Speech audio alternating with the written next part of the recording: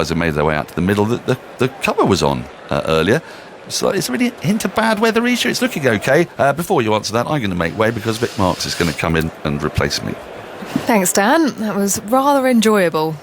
And I bet you absolutely loved being able to do the World Cup final impersonation. The great Ian Smith.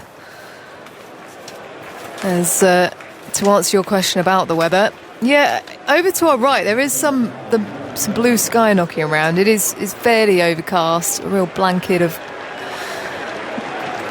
cloud above us. There's an ominous dark grey one to our right, but it's quite small. So I think we'll be okay. There's a strong breeze blowing. Flags perched above the pavilion at the other end of the ground. And the lights are on. So, again, you would say suiting bowling conditions, but Joe Root has just looked magnificent today in all conditions. When it's been decent to bat on when the ball has moved around. But it will be Jos Buttler to take the first ball, and Shardul Thakur will have the first over from the Radcliffe Road end, as the England captain just does a bit of gardening down the pitch before positioning himself at the non-striker's end. A slip and a gully in position then for Jos Buttler. Point, extra, mid-off, mid-on, mid-wicket, and a fine leg. And a cover just going in. Cheteshwar Pujara in that position. They've had a little break, and now they're ready to go again. Jos Buttler, you have to say, he was on a pair, but he looked a lot more fluent in his innings. Jasprit Bumrah being brought straight into the attack, that contest between Bumrah and Buttler, and he took him for 2 fours off the first over, and another one where he slightly overpitched, so he's probably feeling slightly more confident than he did on day one, where he picked up an 18-ball duck. And here he is now. England 235 for 5, a lead of 140, Buttler on 15 and Root on 96, as Shardul Thakur is past the stumps and bowls to Buttler, who just opens the face as he gets deep into his crease, guides it past gully down to the third man boundary as Point chases after the ball, slides, turns, throws as they come back for 2 England. So another 2 to add to the score. 237 for 5, Buttler 217, and let's welcome along to Vic.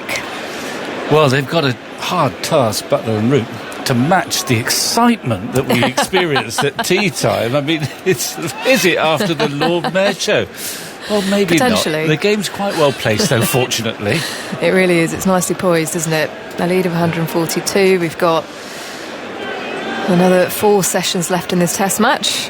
Hopefully, if the rain doesn't interfere. If it doesn't rain, we're in for a cracking test match. We could cope with just a little bit of rain, but not too much. But the game has moved on beautifully. Thakur sets off. Bowls to Buttler. Oh, and bowled! He's bowled in! A huge error in judgment from Jos Buttler, who shapes to leave. It pitches just outside the off stump. Did it deck back? In any case, India, absolute delight. Well, not much, I think, is the answer. It didn't deck back much. It's a length ball, roundabout off stump. It just hits the top of off stump with Buttler's bat in the air, trying to play the lead. I mean, what a way to go. He'd looked so good before tea, looking positive, looked as if he looked at the top of his bat handle. But there, having just got off the mark after tea with a delicate little glide down to third man, for a reason that we can't really fathom, he shouldered arms to a ball that's hitting his off stump, and it didn't really come back like a vicious off break.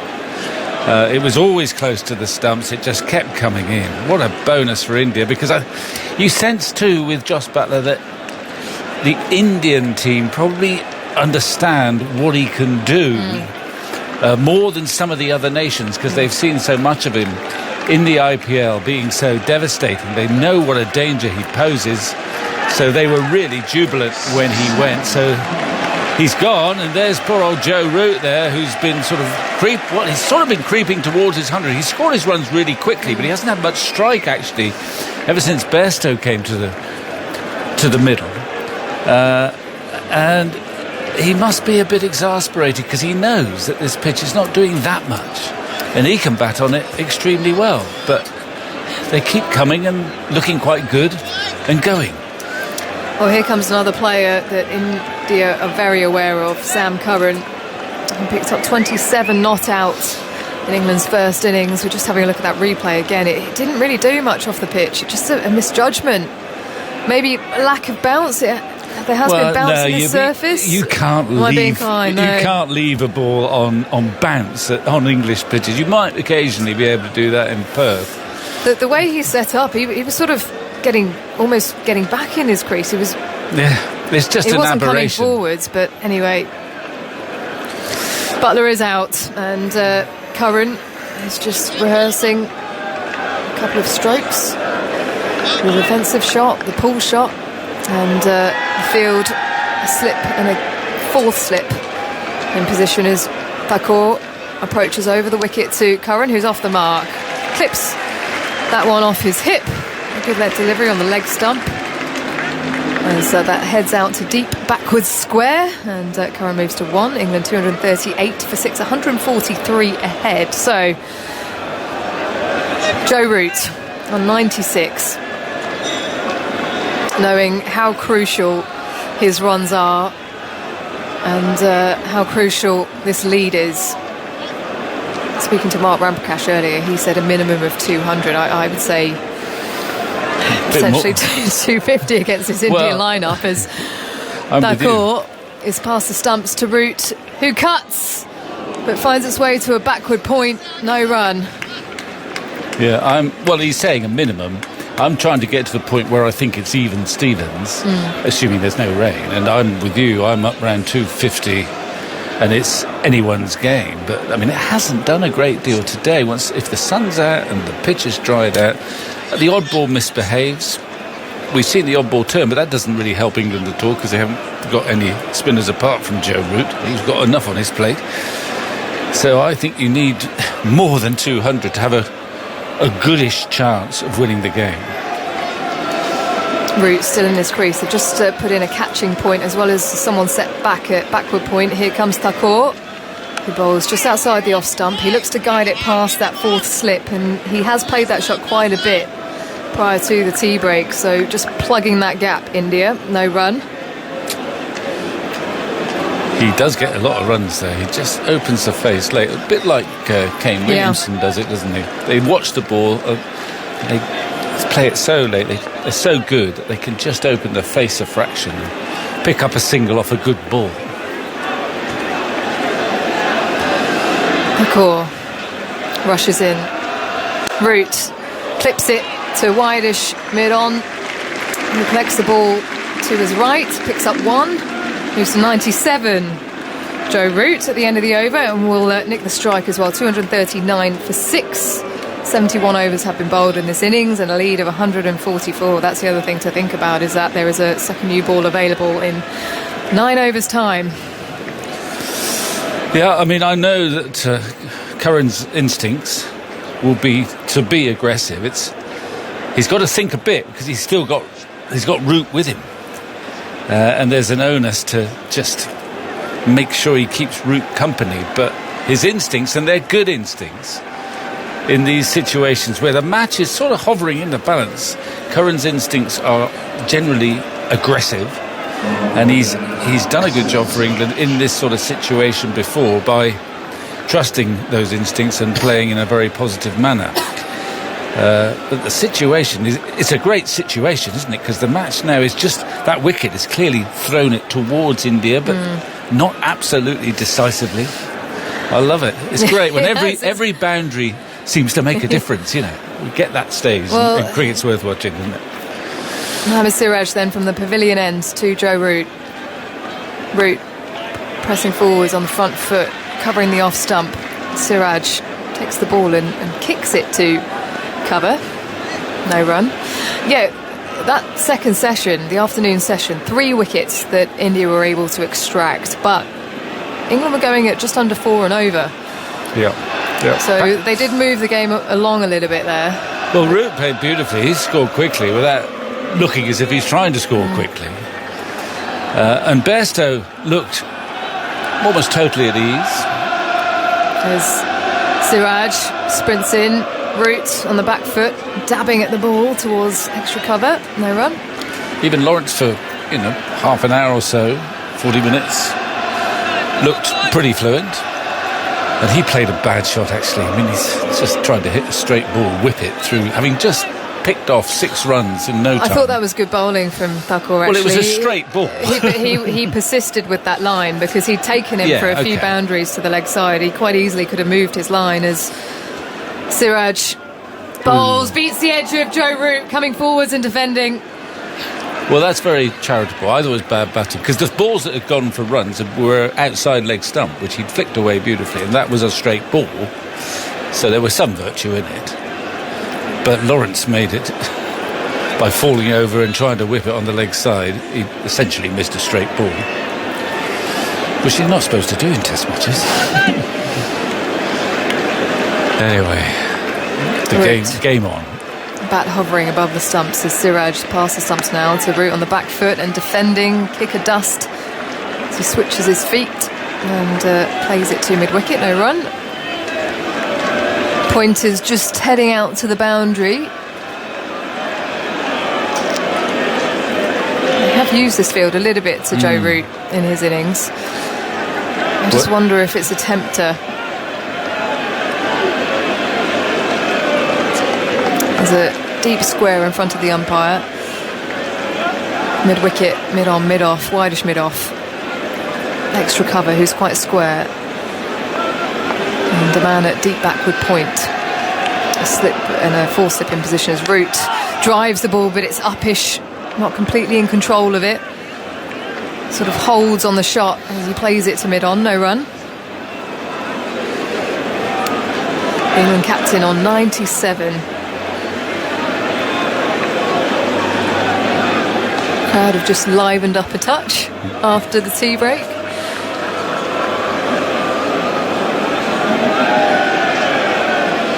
Siraj bowls with plenty of heart. Arms swaying from side to side. In, bowls to Root on the front foot. LBW potentially. Siraj goes up for the appeal. Struck on the pad. He's demanding a review, is Siraj. Given not out. He's only got one left, Kohli. But Siraj is making a strong case. I think Kohli's less convinced. Pant is just hovering in the background. He's gone for it. He's gone for the review. He came forwards to defend the ball. TV umpire to director. Well, we have a player review for LBW. Original decision. We're behind the batsman here, but it might have been outside the line. Spin vision as it's a fair delivery. So Richard Illingworth is the third umpire. Was there any bat involved? Struck straight on the pad. Okay, playing a shot. We'll go to ball tracking as it's hit the pad first. That's important. He deems it him playing a shot, gets the pad in behind the pad. Yeah, he's outside the line. Impact is outside the line. We'll go back to Richard on field to stay with his original decision. You're on screen now, Richard. It's a good decision by Richard Kettleborough. Siraj, though, I saw this in Australia from him. He generally thinks most LBWs, he's a sort of Stuart Broad figure. Whenever it's on the pads. Well, they haven't got any reviews left now. He was so insistent that Kohli, I suppose, felt, I can't deny the poor boy. But he was better off doing so. He's just outside. The ball, I'm sure, would have gone on to hit the stumps. But he managed to get outside the line as he played his forward defensive. And there go the Indian reviews, which sometimes, as we know, can be significant. Puts a bit of more pressure on the umpires, I always think, when one side's lost all their reviews. And Root is still there on 97. Yeah, he survives. Non-striker's end is that was the end of the over. So England sitting on 239 for 6, 144 ahead. Shardul Thakur continuing from the Radcliffe Road end. Gloomy conditions here at Trent Bridge as Curran drives beautifully past cover to his right, threads it through the gap and will fetch 4 as well as it trickles into the boundary. Moves to 5, a lead of 148 now for England, 243 for 6. Just Watching that episode, Kohli went up to Siraj, I think, and so took responsibility for the review. So don't you worry about it. You keep bowling like you're bowling. But Kohli gets carried away with the emotion, I think, when the review comes. And he always likes to leave it to the last second, too. He's got a sense of theatre. He had a smile on his face as he went up for that review, as Thakur has passed the stumps over the wicket to Curran on the back foot, defending to the offside. Very watchful on that occasion, getting in and behind the ball. I think there was less bounce on that occasion. I think he was expecting it to come up to him a little bit more. Well, he looks pretty innocuous, Thakur, but he's actually got 2 for 31. Who's the other victim he's got today? Was it Lawrence. Lawrence, right, yeah. He's got 2 harmless straight balls. He's got him 2 wickets, if you want it, in my view. But there's a lot of virtue in bowling straight. Here he comes again, as Curran this time fends at one outside the off stump and pushes it to point. There was a deep point in position, so he'll come through for 1 easily as he moves to 6. Lead of 149, 244 for 6. It was the 6th time in Jos Buttler's career, according to the CricViz database, that he's been out playing no stroke. And since the start of the 2014 summer, in which Buttler made his Test debut, only one player's been out leaving the ball more. That's Faf du Plessis of South Africa. It's a curiosity, and maybe it sort of highlights the way that, as we're saying, he's never quite found the perfect balance in Test cricket. Not quite. I mean, he's had his moments, clearly. He's played some really good innings, but he hasn't quite fulfilled the notion of becoming England's sort of Pant-like player or Gilchrist-like player. Here comes Thakur again over the wicket. Root forwards and defending. Has it struck him on the pad again directly? Thakur was insistent this time. Well, they haven't got a review, but I don't think they would have got it there. Once more, he's quite a long way forward there, Root, and I think he's just about outside the line. But we may never know because we can't have a review for it. No, Michael Gough unmoved as Root lunges forwards. He's just outside the line again. Yeah. It's good bowling. I think it was one of those where the bat and the pad met the ball at the same time. And quite tight to his pad there, Joe Root, as he sets up once more. Thakur shuffles forwards, running away from us. Bowls to Root, who's pushing the ball back to Thakur, but again, unconvincingly, hits the inner part of the bat. And actually, I think this has been the least fluent we've seen Joe Root in his innings. Absolutely. Well, I mentioned just before tea, apart from a 9-ball spell in which he played a maiden from Jadeja and then 3 dots, and that plays 8 dot balls. He only had one other spell of 5 dot balls in his innings so far, so he kept the score ticking until this little stint now. Bat hovering above the stumps for Root, who plays one down the leg side. Virat Kohli thinks he might have got a nick on it. Shardul Thakur isn't sure. It's given, not out. Rishabh Pant takes the catch behind the stumps, but... Well, it'd be interesting to see the review there. Of course, they cannot review it, but they'll probably get us a replay. Joe Root smiling. I don't think it's a smile that says, actually, yes, I did hit that, but unfortunately, you can't review it. I don't think he hit it, but we'll find out in a minute, I expect. The cheers went up as they saw that India had no reviews on the TV. Yeah, but it will be quite a moment if we do discover there was a little nick on the Root bat. But you're right, he is now looking a bit ill at ease, and he just wants to get these 3 runs. He's batted serenely all the way into the 90s, and now suddenly it's quite a tricky proposition to get off strike. Anyway, there's much merriment in the stands at Trent Bridge at the plight of Kohli, and indeed Root smiling away at them. And you've definitely heard the England fans more than the Indian fans, I think, throughout the course of this Test match, as the left-handed Sam Curran is on strike to Siraj, bowling over the wicket, beats the edge, flies through to Rishabh Pant, who takes it up by his shoulder to his right. Well, that's the sort of delivery that burns out, wasn't it? It's just starting to happen again for Yeah, India. yeah. It was day one around this sort of time where the lights were on, it was overcast, and India were pitching the ball up and getting it talking off the pitch in the air. And you just sense it's this at the moment as Deep Point is brought up into the ring. He's got one slip. I just wonder if you might consider another slip. Another man in fourth, as well as Curran just tucks it away to mid-wicket, no run. Aiming that one on leg stump on that occasion, Siraj. I think Indian sides have always been good at this, and all good sides are, that when they get a wicket and the whole tempo of the matches came, they can go up again. Certainly Siraj is coming in with a lot of vigour, and he's bowled a couple of very good deliveries to Curran in particular. There's good hustle from Siraj. As he pushes forwards, bows his head, and look at his target as Curran cuts him away.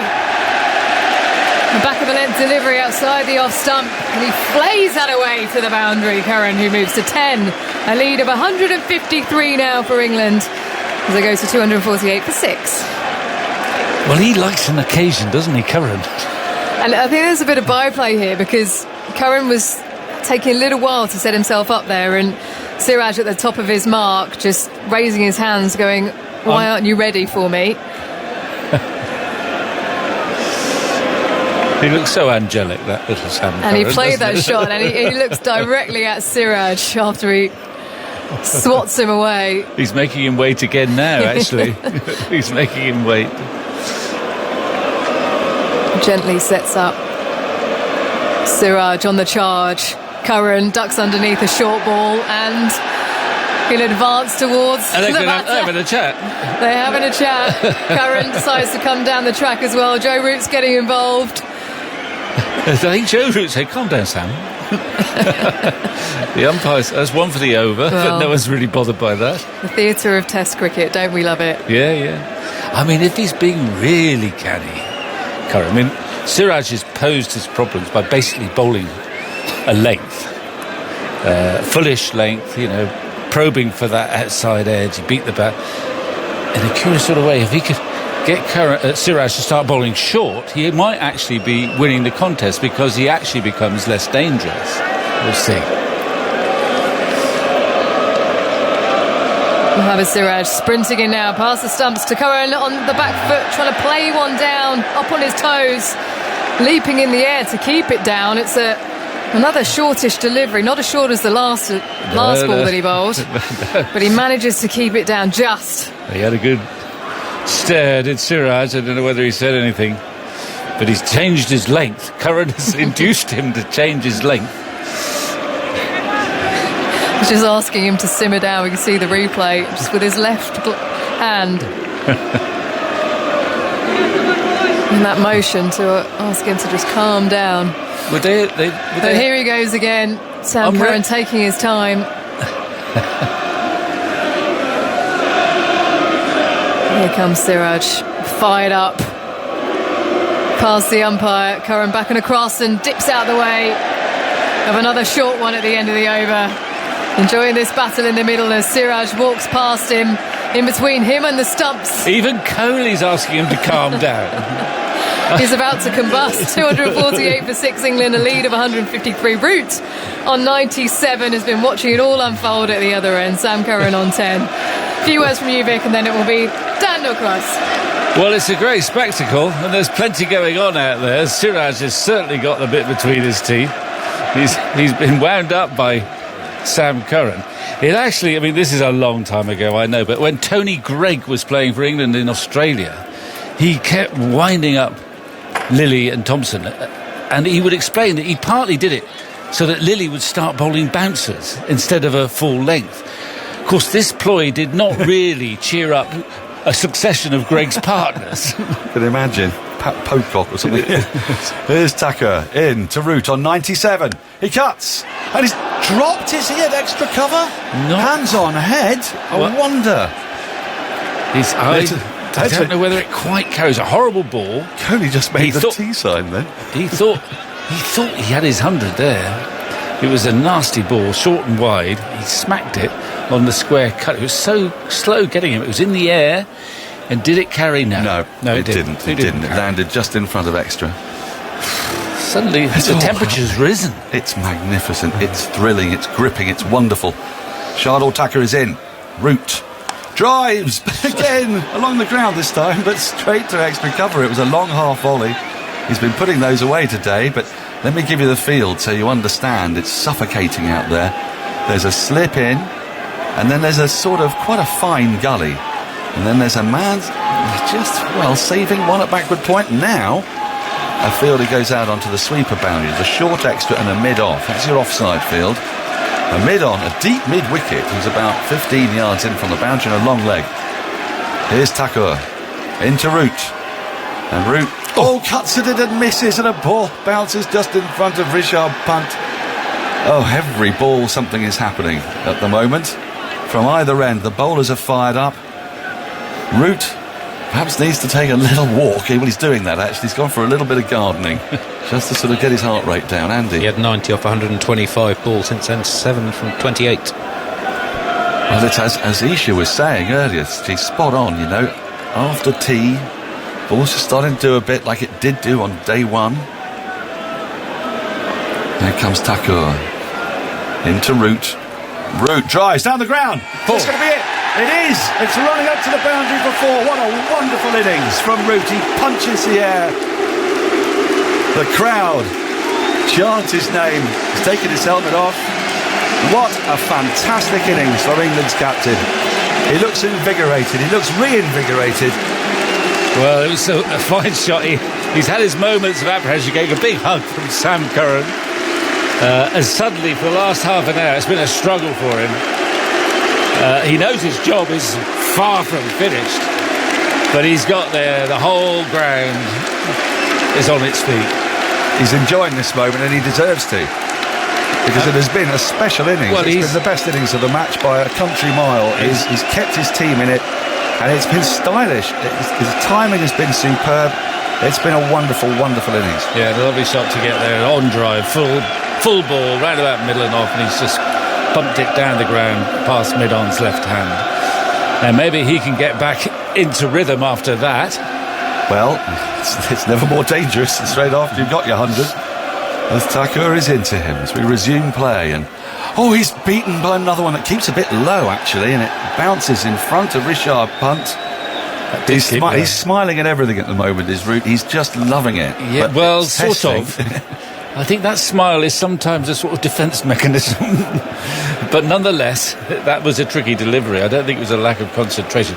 But he did now celebrate that 100 with some vim. He's punching the air, bat aloft. So was Sam Curran as they crossed. It's a grand innings, though. He's leading, as he said, he's leading from the front, Joe Root. Thakur is into him to complete the over and clips this nicely through mid-wicket. It's running up towards the boundary. It won't get there as there's a fielder at deep mid-wicket, and they just settle for the single. It means Root will keep strike. He has 102. England's 250 came up amidst all that hullabaloo, and the lead is 158. Andy Zaltzman. A Root century came from 154 balls with his 14th for his 21st in Test cricket, his 4th this year. It's the first calendar year in which Root has made 4 centuries. It's his 6th against India. England have never lost when Root has made a century previously, and it's his first in a home Test match since the Oval match of 2018. He'd scored 11 home Test centuries and 42 Tests before them. This is his first in 14 since.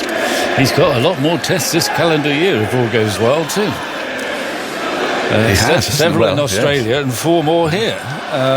Anyway, he's still there, and it's been a superb innings, and it was only in the last half hour that it's got a little bit frenetic.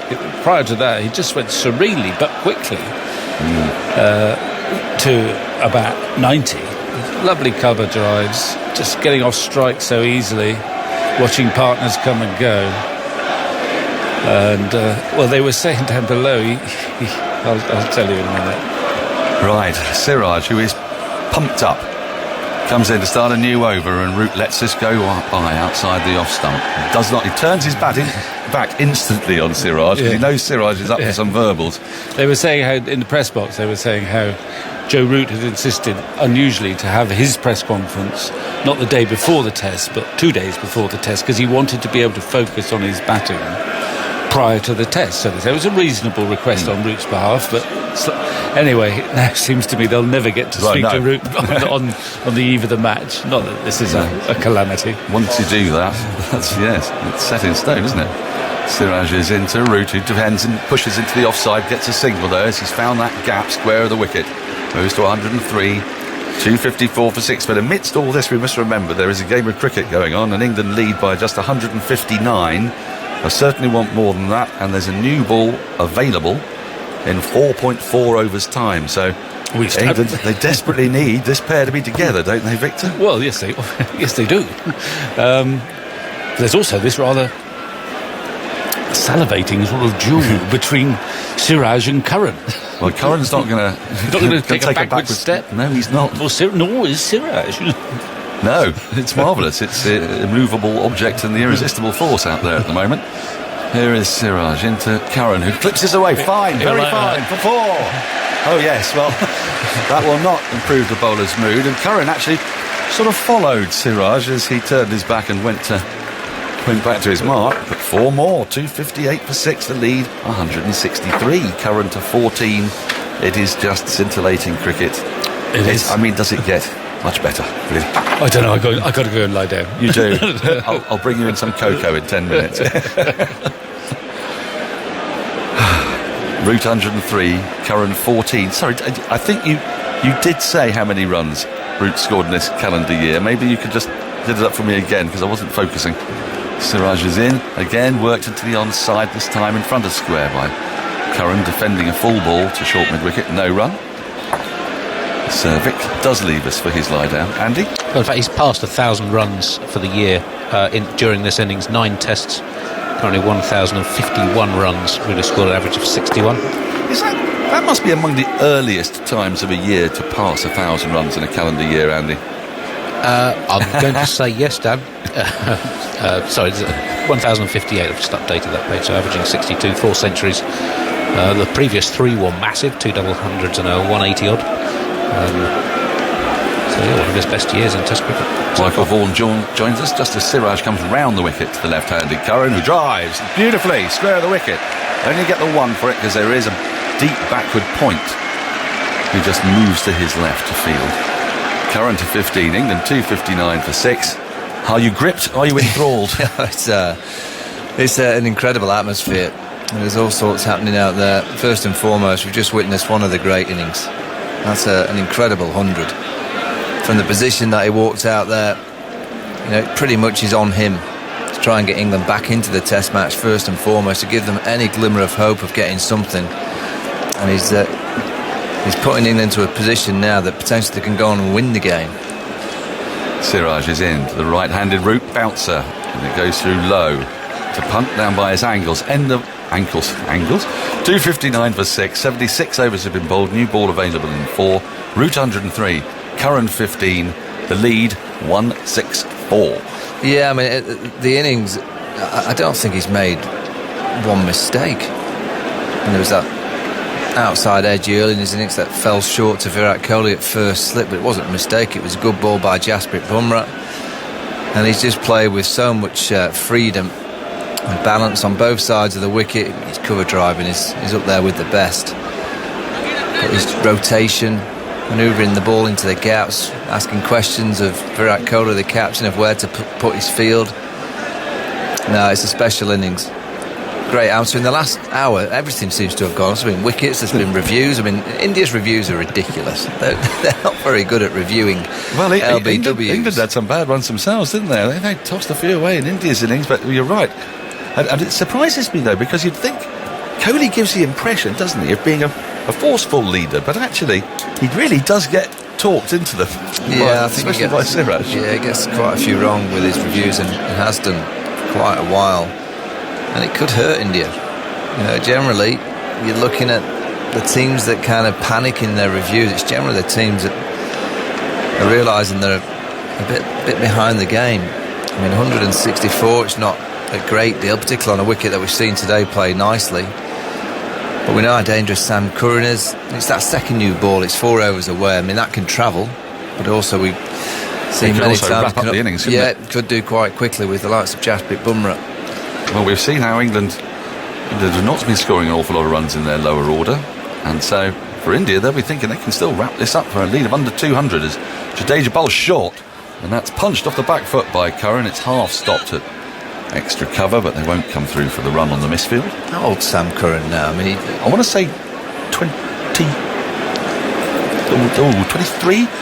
Here comes Jadeja, and it plays again off the back foot beautifully by Curran for 4. That's a wonderful shot, a straight bat shot, square of the wicket on the offside.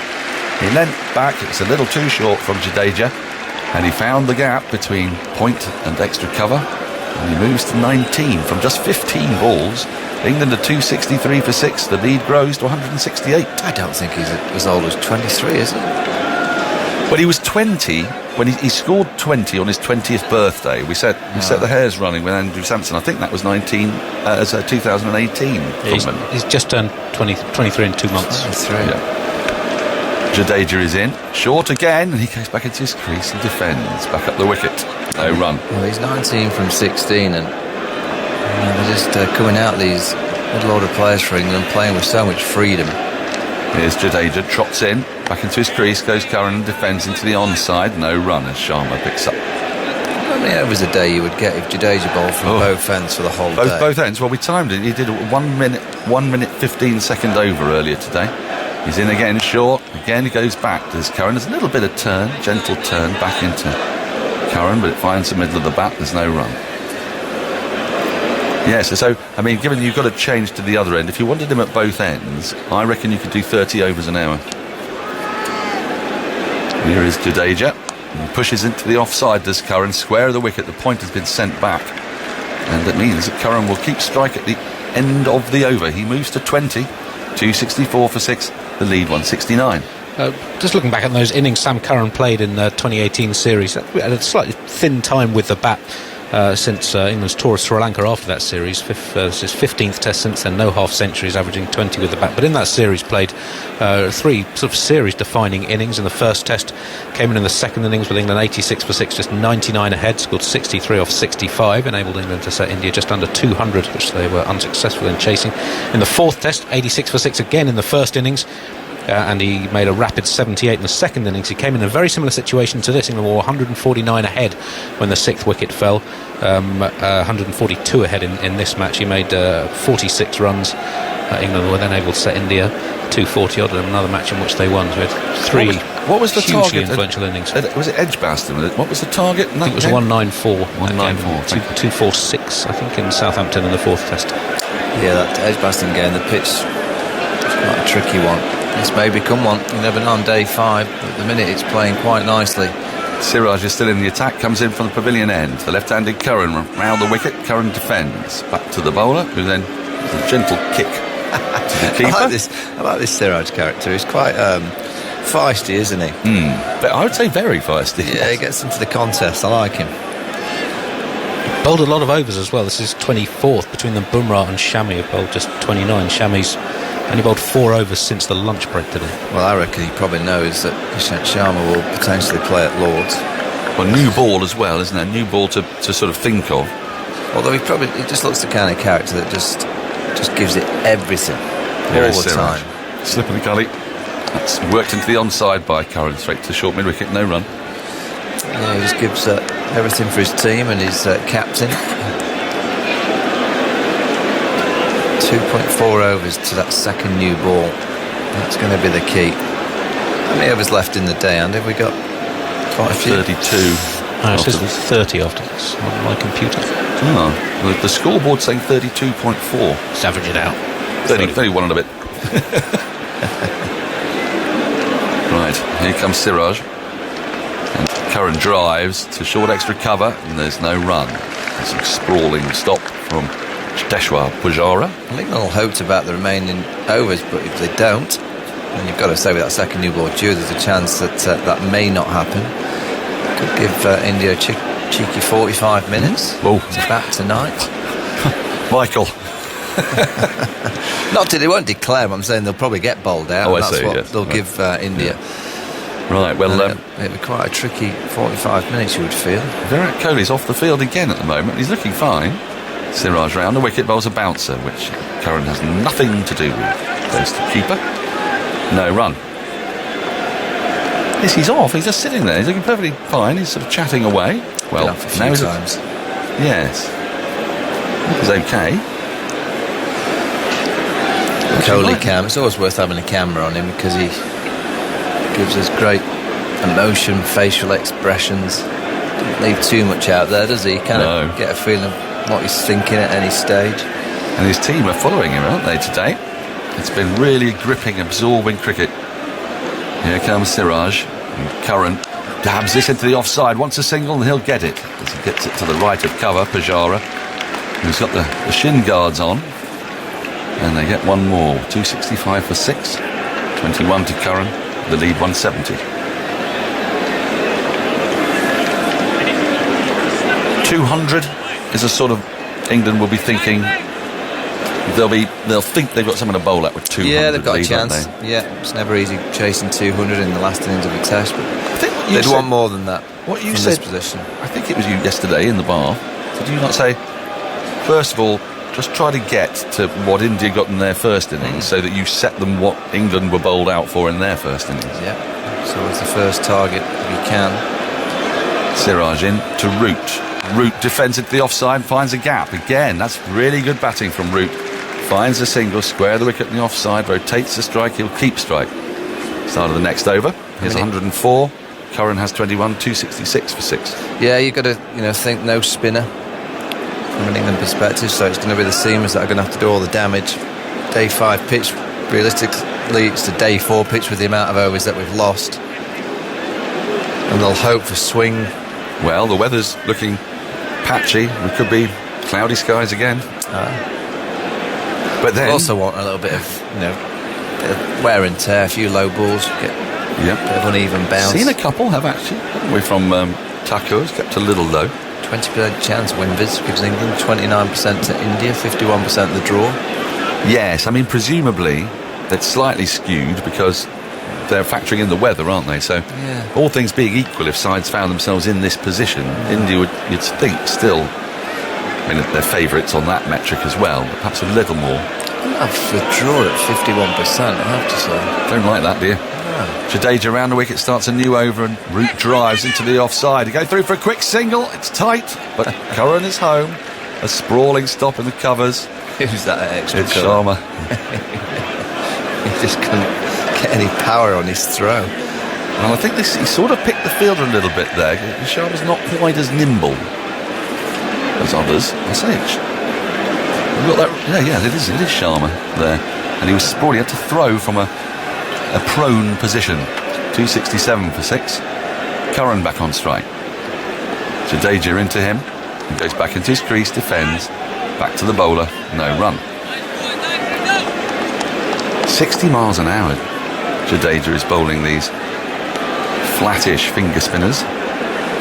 Seen again, short. Worked nicely up to long on by Curran off the back foot. Another run. Goes to 22. 268 for 6. New ball is available in 9 balls time. The normal pattern of this game has been, as Jadeja is in, to Root, who sweeps but doesn't really get anything on it, and it's going to be picked up by Pujara at short fine leg, no run. As when England have got to a position where they're feeling a bit more comfortable, they lose a wicket. So a wicket feels like it's due. Jadeja in again, forward comes Root. Pressing forward, pushes back to the bowler. No run. One delivery left in the 79th over. Jadeja trots in, and Root just turns it into the onside, finds a gap square of the wicket, gets another run. 106 he moves to, 269 for 6 for lead, 174. An iconic number in these parts as Derek Randall scored that the centenary test. Thoughts from you, Michael? And then it's going to be Simon Mann. Yeah, 1 over to go. So that second new ball, it'll be Bumrah and Shami that will take it. Well, the delay is at the minute. Looks like Sam Curran's had a bit of a drink. And it's going to be Siraj to bowl the last over before that second one's due. Great atmosphere. It really is. It's buzzing Trent Bridge. A disappointment on days 2 and 3 when the weather came. It's actually avoided us today. I think the forecast was rain. Simon will know the rain was meant to come around now, wasn't it, Simon? But well, from what I've heard, is it was supposed to be about 3-4ish anyway, and if it's not going to come, if it didn't come, it's not going to come. If you see what I mean. Okay, so it's so we might well be in for a full day, which is great news. It's been a thrilling day's cricket. England lead by 174, 269 for 6. Second new ball available in 1 over. Here is Siraj going to bowl to Root, and the ball balloons to slip. There's an appeal for a catch. What's it come off? It's not come off the bat, according to umpire Goff. Root pushing forward, the ball ballooned in the air. India, of course, have no reviews remaining. It looks as if it struck him on the front pad.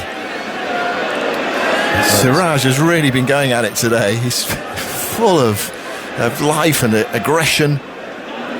Yeah, nowhere near the pad initially, did it? I mean, I suppose the only thing is, did it flick the glove on the way out? That's difficult to tell from the replay we've just seen. It's very high, though.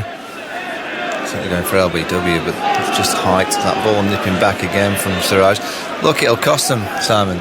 They've been poor with their reviews. Always remember when the review process came in, it was for the howler. You can't tell me the ones that they've reviewed have been howlers. And it could cost India. Root 106 not out, 269 for 6. Siraj bowls. Root stands up and punches it through the offside for a single. It's a deep backward point. That passage of play after tea was utterly gripping. Just seeing the replay on that, there's nothing. It's certainly not pad then glove or bat on the way out, and it looked too high for LBW. And just putting the LBW technology on it now, it was in line, but missing, going over the top. It's one of those appeals where you're desperate, of course you are, because it's Root and the lead is 175. There are only 4 wickets left. Game in the balance, big moment. Here is Siraj, bowls to Curran, and Curran finds the gap on the offside that India have left for him. Back to deep backward point, goes through for a single. Curran's played well, isn't he? He's come in and he's timed it nicely. He's a dangerous player to have in at number 8. He seems to like playing against India in these circumstances. Yeah, that second new ball will race off the bat. Such a, it's one of those things that you take the second new ball, of course you have to, and you expect to get wickets, but that scoreboard will tick fast. Someone like Sam Curran, his beans will start to go playing all sorts of strokes. Siraj bowls to Root. Root calmly in defence, back up the onside of the pitch, and there's no run. Siraj today, well, he's in his 25th over. How many has he bowled today, Zoltz? Almost 20. He bowled 5 overs and a ball yesterday. Yeah, he's kept on running in. He seems to have been bowling all day. He's changed ends. 271 for 6. So 2 balls to go until the new ball is available. I presume India will take it straight away. Siraj bowls to Root, and Root drives, rather slicing drive towards deep backward point. Trots through for a single. 272 for 6. And now Curran presumably will face the last ball with the old ball. There have been contributions today from the England batting lineup. It's all been in support of Root, really. Sibley 28, Bairstow 30, Lawrence 25, Butler 17, so most of them have got a start. Crawley out for 6, Burns for 18. Curran is 23 not out. Partnership is worth 35. And the lead to 177. Still 30 overs left in the day's play. In theory, play until 7 o'clock tonight if the light holds. And here is Siraj, bowls a short ball. Curran ducks underneath it. And has Siraj got the energy to say something to Curran? I don't think so, not that time. What he says quite a few things, doesn't he? He's just competitive, isn't he? He's just in the contest. There goes the second new ball. You can see it in Michael Goff's. No, it's Richard Kettleborough's hand. It's going to be thrown to Michael Goff because it'll be from Michael Goff's end that it's taken. It's got to be Jasprit Bumrah, hasn't it? Where is he? Here he comes. Victor was thinking 240. Michael, England, that's sort of the minimum they need. You said yesterday 180. Have you changed that now, having a look at this service? I was saying from, when you go into a position of batting in the third innings of the match and you're chasing the game, just try and get what the opposition got and give them what you got in the first. And that's principally the first target. Now you've got to that stage, get more. 250 from him. It's only another 73. Joe Root there on 100. Can the tail just hang around with Joe Root? Robinson, Broad, Anderson left. Just under 2 hours play left today, and then another day available tomorrow. I think if England get to 240, 250, they'll be favourites. Quite hard to get those. Mind you, we saw India chase them down in Brisbane. It doesn't daunt them these days, those sorts of targets. Bumrah bowls, Root drives, goes out to cover. Have they taken the new ball, or is Bumrah bowling with the old ball? No, they have taken it, right. A bit of swing. Very gentle, that first ball, 78 miles an hour. Yeah, I think it's just, in the UK, we don't see it often, do we? When we saw that chase from England at Old Trafford last year, Jos Buttler and Chris Woakes partnership. Just going back to India's tours here, they haven't been good at chasing. No, they haven't. The last couple of times they've had a few opportunities to chase relative to quite low totals. Bumrah bowls, and Root plays a fiddly shot there, opening the face, running away on the offside, backward a square, gets a single. 273 for 6. Root goes to 109 because West Indies chase those runs out headingly on the final day. We saw that England and Pakistan last summer. West Indies at Southampton, that was a bit more that was around about 200, wasn't it? Yeah. In that game, it wasn't such a stiff target. Well, it might be about that. We never know. We'll find out. 178 at the moment, but if it is say 250, I might have to say that unless things change drastically and the ball starts to go on the floor a bit, which it can do with another couple of heavy rollers. And there's not been the swing and there's not been the seam that we've seen on the first few days. So if this was the first innings of a match and you're chasing 250 or had to get 2, you'd expect to do so. It's just the pressure of the chase, isn't it? This is Bumrah now bowling to Curran. Curran ends that with a firm defensive push into the offside towards cover. See, I think in these situations, captains have to realise it's just about getting the wickets. Don't worry about the runs. So get the fielders in the position where you think the ball's going to go in the air. And if you were starting out at the beginning of the innings, you wouldn't have cover point on the boundary. You wouldn't have square leg on the boundary. Just go for an orthodox field. Well, it is the second new ball. 2 slips and a gully in. 3 men out. 3 saving 1. Bumrah over the wicket, bowls to Curran. Curran finds that man at deep backward point. Too easy. Just opening the face, running into the gap. Because you want to be bowling to Sam Curran. You want to be bowling the remainder of the over if you can. That's just too easy to get Joe Root now back on strike. There's too many gaps. You've got Jasprit Bumrah, one of the best in the world, bowling to an England number 8. I don't want him just to play a ball and just get off strike so easily. If they rush through here, it could be 200 to win. 179 ahead at the moment, 4 wickets to go. And Bumrah goes in and bowls to Root, and Root drops it into the offside, sets off for a single. Curran's not interested. In comes Achha Patel, sub-fielder from cover to pick up. Point for Bristol City, so I'm happy with that. Good start. I would say, Michael, considering the fact that after 92 minutes and 35 seconds of the match with 25 seconds left, it was 1-0.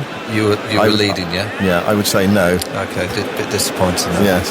Never mind. 'Twas ever thus. Bumrah bowls to Root, who fiddles for that as he caught behind the edge.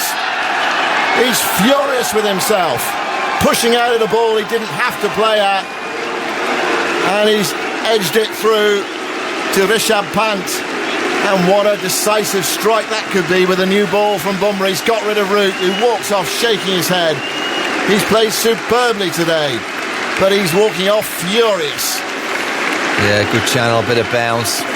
As you say, Simon, he's distraught. Just a lapse in concentration, but he needs to hold his head up high. He's played one of the great innings here. He really has given England a bit of hope. The whole ground stands on the feet, and rightfully so. The Joe Root song echoes around Trent Bridge. And he'll be distraught now, but I'm sure within a few moments of being in the dressing room, he'll realise what an innings he'd just played. A key breakthrough from India. You saw Jasprit Bumrah, he got the outside edge, and straight away he looked back at Michael Gough. It wasn't to have a look to see who'd put his finger, it was about the no ball. He always gets close to that front line, and there's that delay, because obviously the third umpire looks for the no ball, and he just delayed and then realised he was fine. Ollie Robinson, is he on a pair?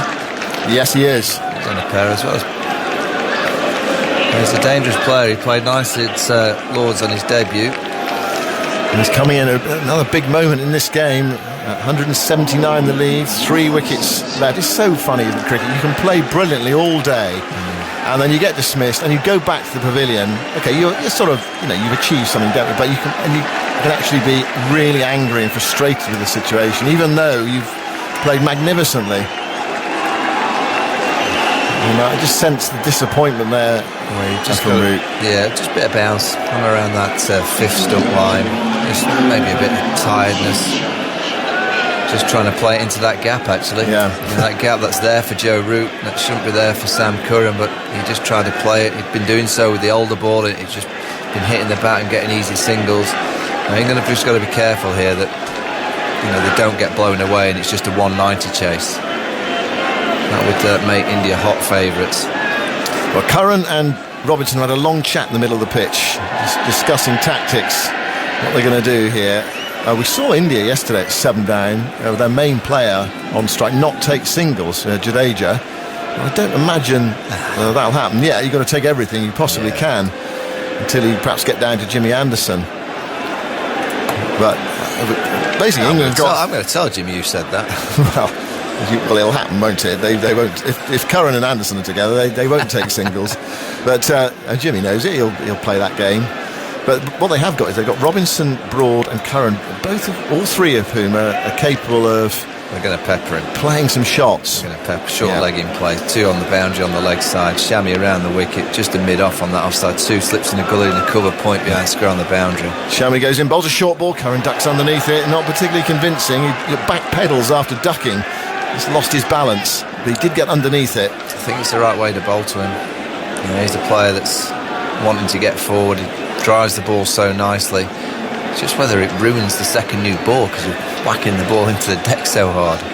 Still an element of swing that you have to try and achieve.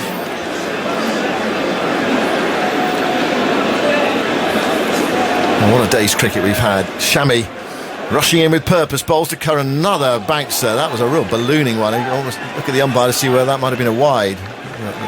Pant leapt to take it, it wasn't a wide. Yeah, Michael mentioning the men back. So fine leg, deep backward square leg, there's a short leg in. And if Curran wants to, say, take on one that's short outside the off stump and try the uppercut, well, he needs to be a little bit careful because there's a deep backward point in. There's no third in, though. No deep third. 2 slips and a gully. And here goes Shami. Round the wicket to bowl to Curran. It's another short ball. It's outside the off stump. And Curran avoids it easily. It's very wide that time from Mohammad Shami. Well, there's 2 reasons why they're doing this. Number one, they feel that Sam's got an issue with the short stuff. I think also they know that it's harder to score freely. And they know that runs are so important. So they feel they can get him out playing the pull shot or fend him in front of his throat. And he's going to have to pitch one up eventually. I'm pretty sure that's 2 for the over that he's bowled above the head. Shami bowls and Curran forces that into the offside. Did have to pitch it up that time. Is he going to get more than one? No, he doesn't. Jadeja's onto it, rushing around from mid-off. Curran goes to 25, 275 for 7. So we haven't heard Root's final figures.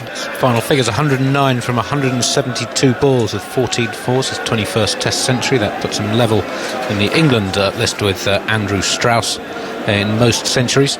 Ahead of him Cook with 33, Peterson 23, Bell, Boycott, Cowdrey and Hammond with 22. His 4th century of the year, only the 2nd time since Cook in 2012 that an England player scored 400s in a calendar year. The other, Moeen Ali, 2016, scored 400s. Amazing stat that, isn't it, with Moeen? Yeah. Here's Shammy Boyne wide of the crease to Robinson. He's off the mark straight away, forcing us down towards the deep third boundary.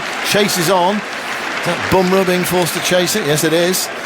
Hurls the ball in. And so Robinson's off a pair. 2 more runs. 1-8-2 the lead. Robinson to 2. To highlight the fluctuating nature of the day's play, since Sibley was out, there have been partnerships of 42, 34, 26 and 37. So every time England have looked like getting on top, India have struck back. It's been classic drama, Simon. It is, Isn't it? It's been great. It has. It's been a wonderful day's cricket. It has. See what happens when it doesn't rain? I know. Well, we thought it could happen if it didn't rain. Well, it just needs to behave itself. Shammy bowls, that's flicked away by Robinson towards deep back with square leg, and subfielder Patel can't get round. That's gone away for 4. Well, we mentioned the new ball goes quickly off the bat, and Shammy there losing his line. It's on the pads of Robinson. There was a healthy clunk on that. You heard in our effects microphone. So Robinson on to 6. England counter-punching again in that over. So how many off the over? 7. And they lead by 186. Yeah. 281 for 7. But 186... Not quite enough just yet. No, certainly not. Well, I mean, it could be, but it doesn't feel like it. No, it looks like it's flattened out a bit. And the one has kept a bit low, but that was a good shovel there from Robinson. Yeah, what are you thinking? 240. Well, Vic said 240. Yeah, so he said they're good these days at chasing. They're not daunted by these targets. I'm not saying England win if they get 240 ahead, but you feel you have a degree of confidence at 240 ahead. But less than that, it's right in the balance. Bumrah bowls. Curran plays defensively, back up the onside of the pitch.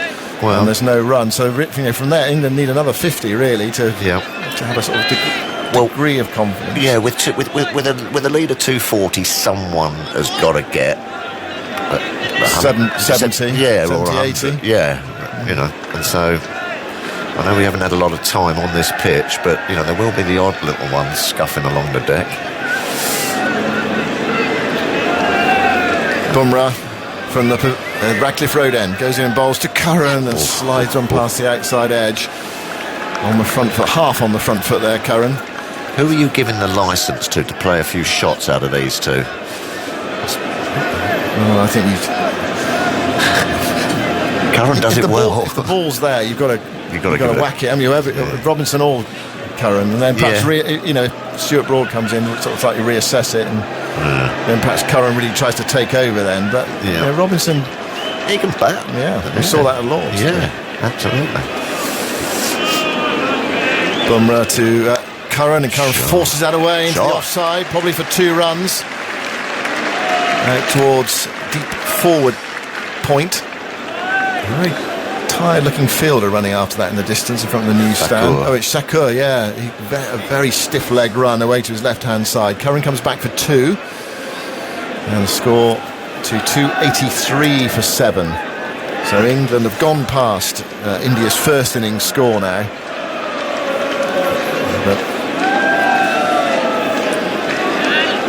So they've given themselves a chance in this game, thanks to that route 100. Yeah, they've scrapped well. They lead at 188. Bumrah bowls, and Curran is dropped in the gully. Difficult chance away to his right-hand side for Rahane. They're going to pick up 2 more. He was diving away to his right. Curran forcing the ball away. Thickish edge. And Rahane couldn't cling on. Not an easy one by any means. Well, it was a good effort. As I say, it was travelling. Good poke outside the off stump. Middled it. Sort of tried to guide it down. Yeah, that would have been a cracking catch. It's almost as if he was playing it there, Curran. Yeah. He got it a bit too square. Rahane was at full length there. It would have been a brilliant catch. Tell you what that reminded me of, Andrew Strauss. Yeah. 285 for 7. Bumrah bowls. Oh, and Curran gets a beauty that snakes away from him, keeps low on its way through to Rishabh Pant. I suppose I need to explain that. Andrew Strauss of Gilchrist. Was it here? It was on this ground, yeah, wasn't it? Was Yeah. it? That full length. Yeah. It's like a salmon. There's some catch. good photographs of that catch Yeah. knocking around. Brilliant, isn't it? Flintoff to Gilchrist. The lead 190, Curran on 29. And here is Bumrah. Pitter patter. And then breaks into his stride, arm swings, bowls to Curran, right on target. Curran nudges it away into the offside towards cover. There is no run. Excuse me, that's the end of the over, and the drama continues. I think it's going to continue to the close of play. 285 for 7, lead 190. More from you, Tuffers, and then Jonathan Agnew returns. Yeah, thrilling cricket, especially after tea. Siraj steaming in and giving it some chat. Joe Root getting his umjo deal. It was magnificent. They sung him all the way home, this Trent Bridge crowd. Wonderful knock. He's had a lot to put up with, Joe Root, over the last 18 months, and a lot on his plate. And he's bounced back brilliantly, and yet again has dug his team out of a bit of a hole. John, Terrific cricket. My you word. enjoying this? I'm loving it. Now, this is outside the off stump, and Robinson goes fishing there on the back foot, trying to slash that wider ball away through point, and there's no run. It's just been absolutely brilliant. Hour and a half, 2 hours. We've had wholehearted fast bowling, bouncers, eye-to-eye contact. Got Joe Root with his chirpy swagger back and his smile, chatting away to the Indian fielders, the umpires, looking so much more like his old self. And at the same time, there's gripping contest going on. What's enough? What is enough? At the moment, it's 190. Yep. Shami's on his way and bowls to Robinson, who gets it away this shot. time. I mean, every run is vital. Down to third man it goes. Just saved there. They come back for 3 at 230. Well, yes, we were saying 2 for well, it's not enough, but we No. were just saying, I think if you went in that dressing room and said to Joe Root, right, we give you 240. Ooh, you take that. Yeah, not half. Yeah. You never know, though. These two played all right. Yep. But there's Broad and Anderson to come. Yeah, that's the it. reality. Yes. And the Indians know it. And they got Root for that first over of the new ball. It was just what they wanted. Wicket, tail end, new ball. There's been some hostility from the quick bowlers. Loved Siraj's spell. Yeah. He's not shy. No, now it's Shami. Oh, what's Curran doing? He's going across there, flicking it away down a fine leg. It's a T20 Wow. stroke. Got right outside his off stump He's done a pant. and then shoveled it over his shoulder. He's given it the flying pan. I think he thought that was going to be short because they bowled a lot of short stuff at him, and I think he might have premeditated a short ball there, and he's helped that over his shoulder. I think he was ready there to pull that into the stands, but Shami pitched it up. You don't see that very often. Wow. He's got everything today. Yeah. He's had everything this game today. I think he might have got a glove on it. 289 for 7. Robinson on the strike, and now he steps Oh. away and slaps that for 4. God. It's gone through point. The crowd are loving this.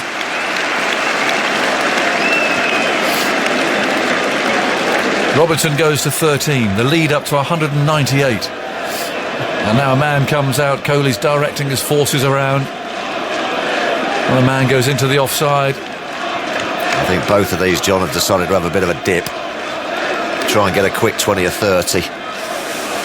Shots everywhere. Well, as we know, the new ball travels off the bat. And now the fielder who went to retrieve that boundary is staying out there 13 off the 5. in the deep. It's come out swinging. 293 for 7. Robinson's on 13. Shami rushes in and bowls a big high bouncer to him. He tries to flick that away. Oh, he missed out rather.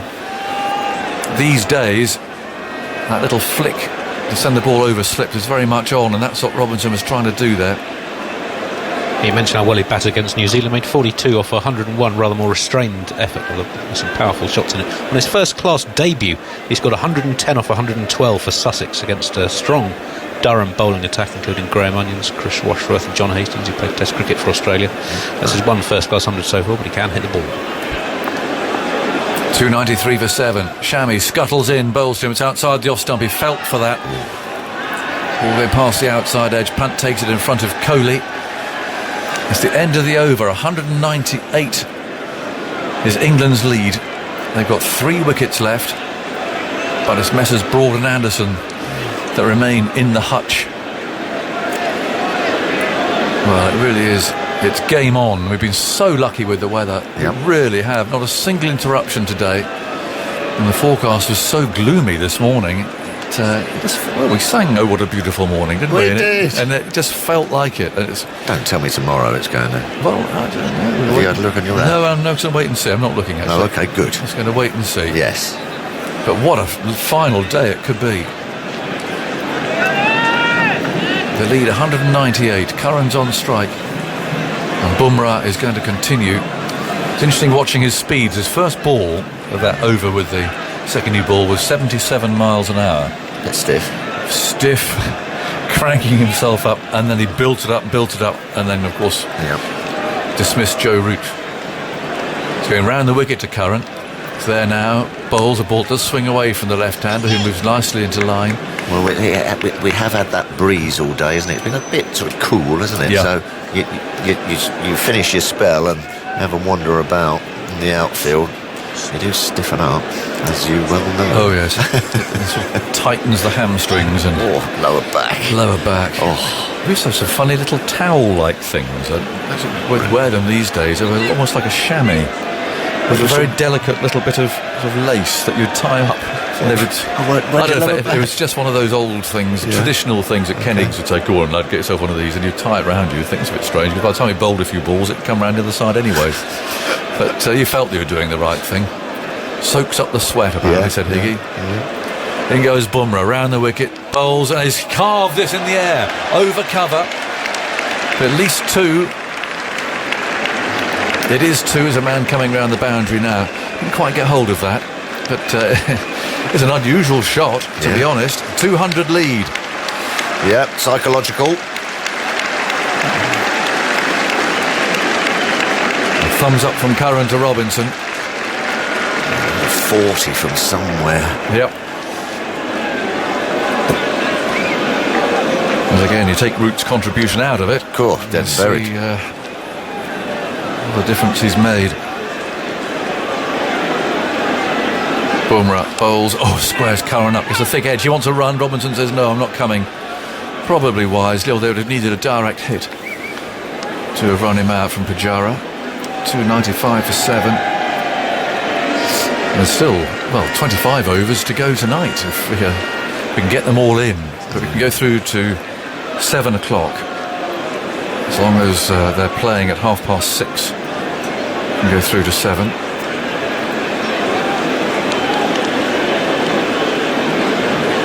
Bumrah again starts to begin his predatory approach. On his way, hurls himself into this. Oh, it swings the other way, and Curran spooned it to mid-on, and he's out. Terrific piece of bowling that swung the other way.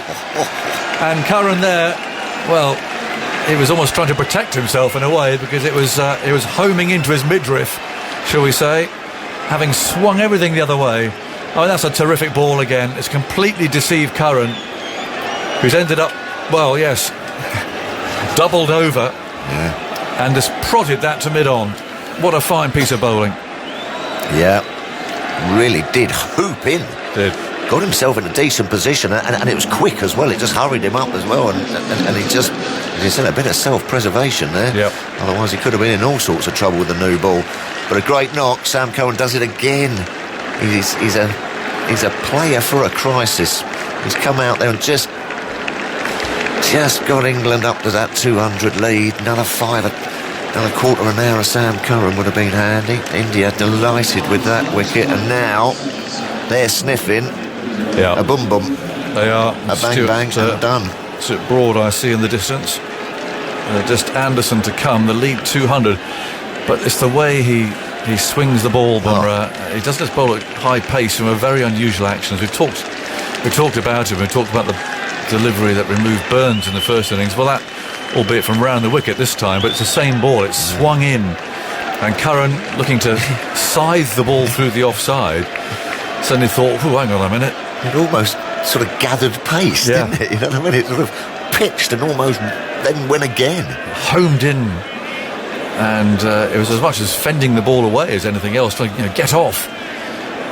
And it just lobbed out to mid-on where Suarez took the catch. It's a simple catch. Slice of the bat. It'd look a strange dismissal, that, when you just look at it out of context. If you just suddenly just watch that. Yeah. But it's again the build-up to it. Well, they're having a drink. The sun is still out. The light is excellent. And England lead by 200. They've got just the 2 wickets left now. And Stuart Broad has appeared. He's only got halfway to the middle. He's having a chat with Robinson, who's on 13 from 7 balls. What way is Stuart going to play? I think it's on the up. Yes, I suspect. From a slight bit of room. Yeah.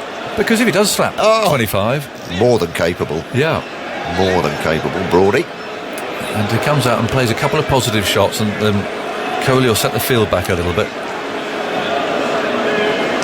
Now I think I would encourage Stuart to play his natural game here, and just try and hit a few boundaries, but it's not easy. Bumrah's still got a couple of balls to go in this over. Broad will be on strike.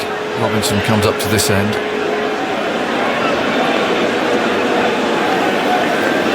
So drinks are finished. The umpires take their positions. And Bumrah is ready to go. Not everyone else is yet. Stuart Broad's got to take guard for a start. He's doing from umpire Gough, marking it out carefully with his right boot. Bit of prodding, bit of gardening. He could also try and give Robinson as much strike as possible. So there's 2 balls left in this over. Man on the hook. Yes. 2 slips and a gully, so by no means an over-attacking field. Man out on the square third man boundary. Here's Bumrah with 2 balls to go. Broad's first. The lead is 200. And Bumrah begins this unusual approach. Now he's there and he bowls a big hit for his bowling first ball. Absolutely cleaned him up. Wow. Brilliant Yorker. Swinging in. Bumrah's on a hat-trick. Absolutely brilliant. And a rather startled Broad walks off. He's saying something to himself like, play that, I think. He acknowledges that was brilliant. I mean, it's come slightly off the pad. It just flicked off. But that's not a ball you want at number 10. God. What a delivery. What a delivery from Bumrah. You've been sitting in the hutch waiting for your turn, slightly nervous. You come out, you caught one of them first up. Broad's got to go. First ball, brilliant piece of bowling. He's making it talk at the moment. He absolutely is. Is that fifer? It is a fifer for Jasprit Bumrah. It's his 6th in Test cricket, 9 wickets in the match for 109. He'd only taken 7 in 4 tests, average 50 so far in the year before this game. But a wonderful return to form for one of the most compelling bowlers we've ever seen.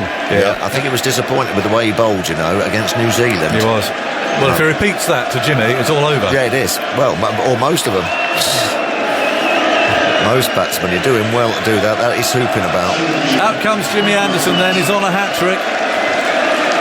He's being roared to the middle. They've been in good voice, Trent Bridge, haven't they? Yeah. But Bumrah's bowled 30 balls to Stuart Broad in Test cricket. It's got him out 4 times. Into the sunshine walks England's number 11 with Jasprit Bumrah on a hat-trick. If he bowls anything like that to Jimmy. Has Bumrah picked up a hat-trick before? I guess not in Test cricket. I very much doubt it. I know what that feeling's like that Jimmy's experiencing at the moment, waddling out there on a hat-trick. It's not very pleasant. Just wondering what he's getting from Ollie Robinson there in terms of advice. He got a hat-trick against West Indies in 2019. Darren Bravo, Shamar Brooks and Roston Chase. Not a bad one either. No, I'm actually... You're backing him. I'm sorry. Oh, tough as he can. No, there's only 1 ball left in the over. I'm backing him here. Anderson's taking guard. He's going to bowl it from round the wicket again. Full in-swinging Yorker. Yeah, that's what he'll bowl, and Jimmy knows it. Yeah, it's just whether you can play it. What's the field going to be? Coley is up to something or other. Oh, he's exchanging words with Anderson here. Now, what's this about? Coley and Anderson having a long word and a bit of finger pointing going on. And the umpire's moving in. Now, what's that about? Coley's walked all the way up from slip to say something or other. He said it with a smile on his face. Yes, but you can say lots of things with a smile on your face. Like, here comes the guillotine or something. Bumrah's on a hat-trick. Here we go. Anderson's on strike. In he goes now, bowls to Anderson, who's plays it well. Well played, Jimmy Anderson. An immaculate forward defensive stroke to one of those heat seekers. I think he was in position for that before he'd bowled it. Now, there's something going on. There's a no ball being called. He's got to do it again. And I think it's the man at deep square leg. Oh, three beyond square? Yeah, it wasn't an overstepping, it wasn't a high one or anything, it was the man at deep square leg who was in the wrong place. Could you imagine if he'd knocked him over? Jimmy's got to do it again. 296 for 9. 2 slips, a gully and a leg slip. Bumrah's on his way, he bowls to Anderson, it beats him, all ends up. It's swung the other way. And Anderson looks behind him. Yes, they're still there, Jimmy. I don't know how. What a delivery. The stumps are still standing. That's an amazing piece of swing bowling from Bumrah. That is. Hooping inside, hooping in swingers, hooping away swingers. He's getting a bit of his own medicine, Jimmy Anderson. I'd love to know what that conversation was. Yeah, what was that? I don't know. Well, I'm going to ask him next time I see him. Yeah, definitely. And there's a little bit of finger prodding. But you're right, Coley was saying it with a smile on his face, but there's lots of things you can say with a smile on your face. And the umpire moved in. This is brilliant. Yeah, it's fantastic. It's been since tea particularly. Now, what's Robinson going to do? Play a few shots. I think he will. Shami's on his way, bowls to him, he steps back and swipes and misses that. Ball flies through to Pant. Field is scattered. Third man, deep square third man. Just a couple of lusty blows. Yeah, well, I don't think he's pitched much up. No. Looking at this field. How's that not bowled, Jimmy Anderson? I'm sorry, we're just seeing the replay. I don't think Jimmy really knew either. He was waiting for the noise, wasn't he, of the stumps disintegrating. Like a snake. Shami again from the pavilion end, moves in, bowls a wild bouncer down the leg side. That's 4. It might be wides, it is, so it's 5. Horrible ball from Shami.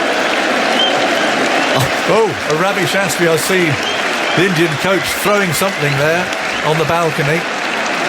Well, he knows every run's crucial. Every single run England can get in this innings is crucial. And that reaction from Ravi Shastri just shows it.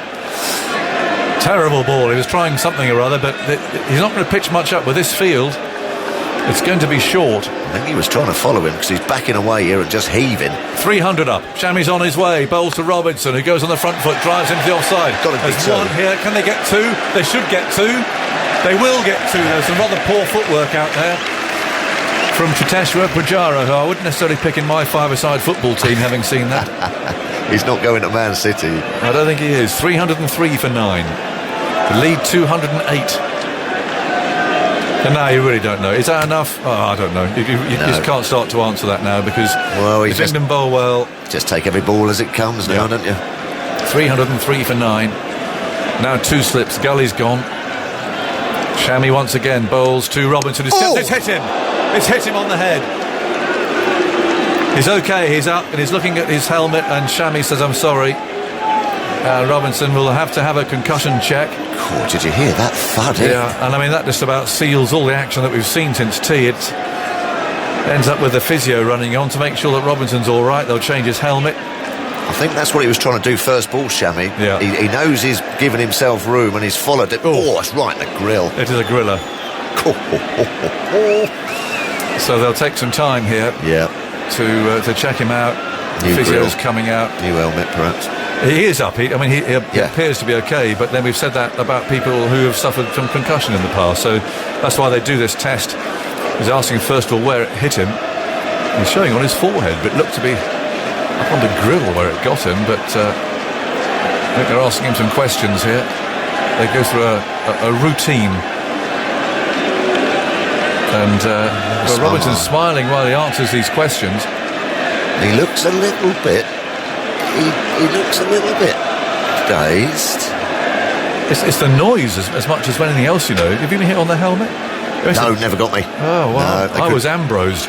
And it's the deafening clang. Yeah. It really, it really makes a very loud noise. Rattles around. Yeah.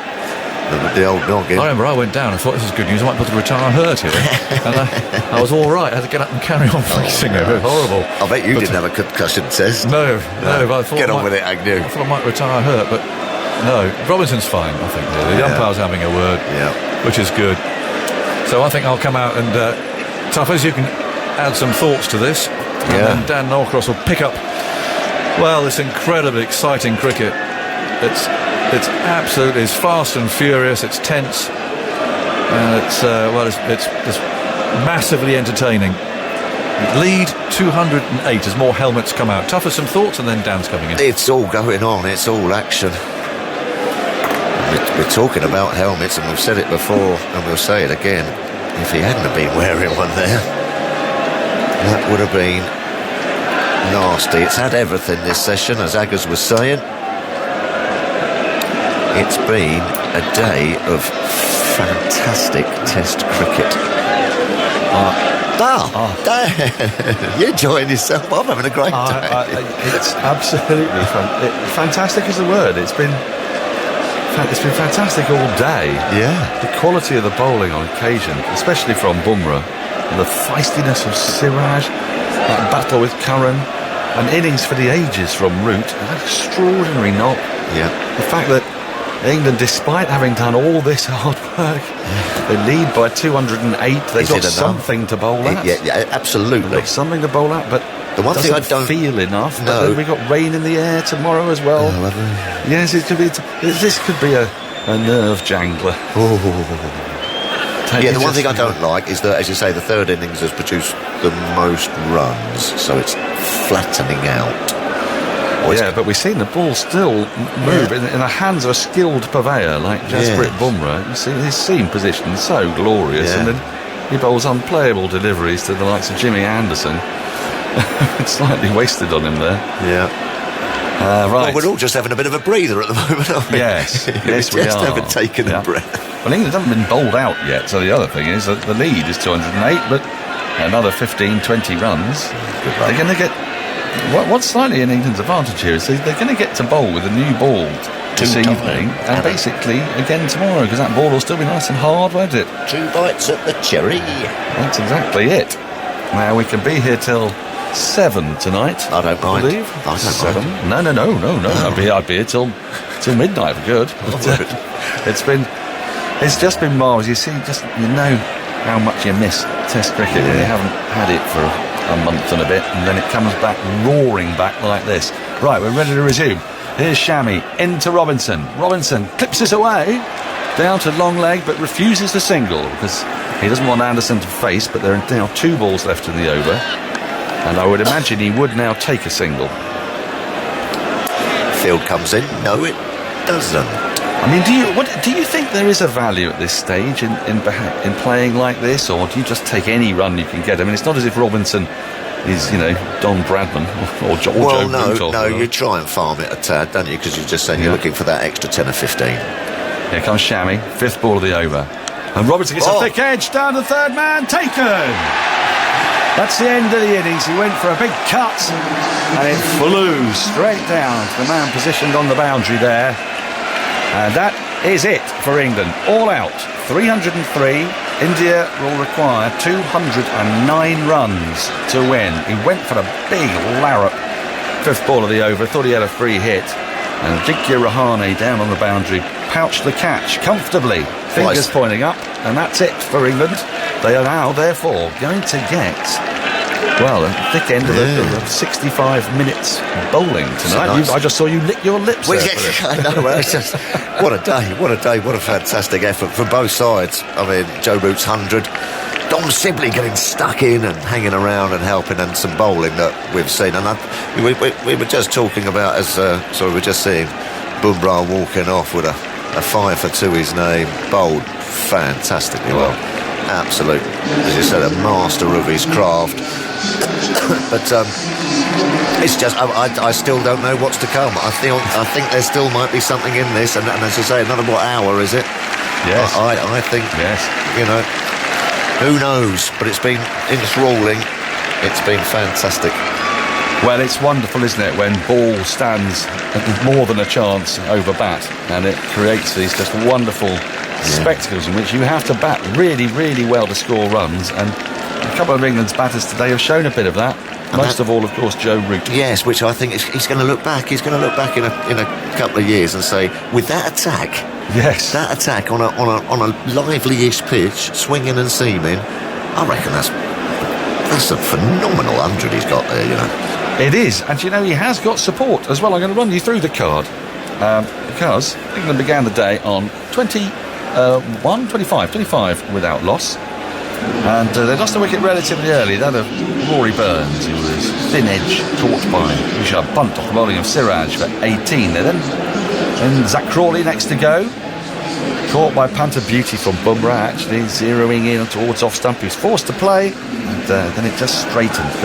It was just the perfect looking wicket for the away swinger for Bumrah. And at that point, England were 46 for 2, and we felt familiar failings bubbling to the surface. But then followed a partnership of 89 between Dom Sibley, who really did bat redoubtably today. 133 balls, he really gutsed it out for 28 runs. It wasn't pretty to watch, but it was vital because it got England ahead. And at that point, when he was out at 135 for 3, the lead was 40, but he went caught by Pant off the bowling of Bumrah. A lot of wickets have fallen to the keeper in this match. Next to go, Johnny Bairstow, a really good partnership of 42. Bairstow made 30 of them in 50 balls before he smashed the ball, timed it perfectly, but straight into the hands of Jadeja at square leg. He was kicking himself as he walked off. 30 from 50, the score then 177 for 4. Dan Lawrence, a very bright, breezy 25 from 32 before he sort of fell over one, a straight one. In fairness to the bowler, he did get it to jag back a bit, and we've seen a fair bit of that actually in this test match where bowlers have been targeting the stumps, but he had to go. LBW to Tucker on review, and it was shown to be hitting. 25 from 32 for Lawrence, 211 for 5. Joss Buttler, he made a rather bright and breezy 17 off 22. 3 lovely 4s. He was timing the ball so much better. He didn't look to be in quite the same sort of anxious frame of mind as he was in the first innings. But then he inexplicably just left one from Tucker that came back again, did come back a touch, but didn't use his bat, and he'll not be happy about that. The score then 237 for 6. And Sam Curran and Joe Root added 37, of which then Root made his 100 and was then out. Caught another beauty from Bumrah. That was with the new ball, the first over of the new ball. The score was 274 for 7 when Root's quite magnificent innings of 109 of 172 balls came to a close. It really was a masterclass. One of the best innings in a career which has had a lot of very, very good innings. And it felt like it was really up there with one of his best, if not the best. Sam Curran shone brightly. Batted a bit with the tail, got 32 from 45, always making contributions to go with his unbeaten 27 in the first innings. But he was out, and he got into a bit of a tangle really from Bumrah again, the new ball working and Bumrah working. Just got this sort of tangle and spooned it to mid-on where Siraj took the catch. That was 295 for 8. Brought out the very next ball, a searing Yorker. It was good enough for him, good enough for many a left-hand batter, you'd think. Delivered from round the wicket at great pace by Bumrah. And then the last to go, Ollie Robinson, out just now, caught by Rahane at deep third on the boundary. Rahane there, after the 5th ball of the over, looking to just try and get a couple of bonus boundaries perhaps. He went for 15 from 12, leaving Jimmy Anderson not out from 2 deliveries. 303 all out, those last 3 wickets going for 8 runs. How important will that be? But let's take a look at the bowling figures. Jasprit Bumrah, 19 overs, 2 maidens, 5 for 64. he was as good with the ball as Root was with the bat. And that's partly the reason why today's cricket has been so enthralling. Siraj, who really got into the face of Sam Curran. It was great to watch. It was great theatre. 25 overs, 3 maidens, 2 for 84. Mohammed Shami didn't bowl quite so much today. 15.5 overs. Got the second new ball. 15.5 overs, 1 maiden, 1 for 72. Pretty expensive. Shardul Thakur, 13 overs, 1 maiden, 2 for 37. The really important wickets of Lawrence. And I beg my pardon, I've lost who was the other one he got out? Lawrence and Butler, of course, because he shouldering arms. And Ravi Jadeja, none for 39 from 13, sort of holding an end up, getting a lot of turn, just playing sort of flat darts to give the seamers a bit of time off. So we're into the final act of this match, with India needing 209 to win. I've had an hour and 5 minutes play this evening. Andy.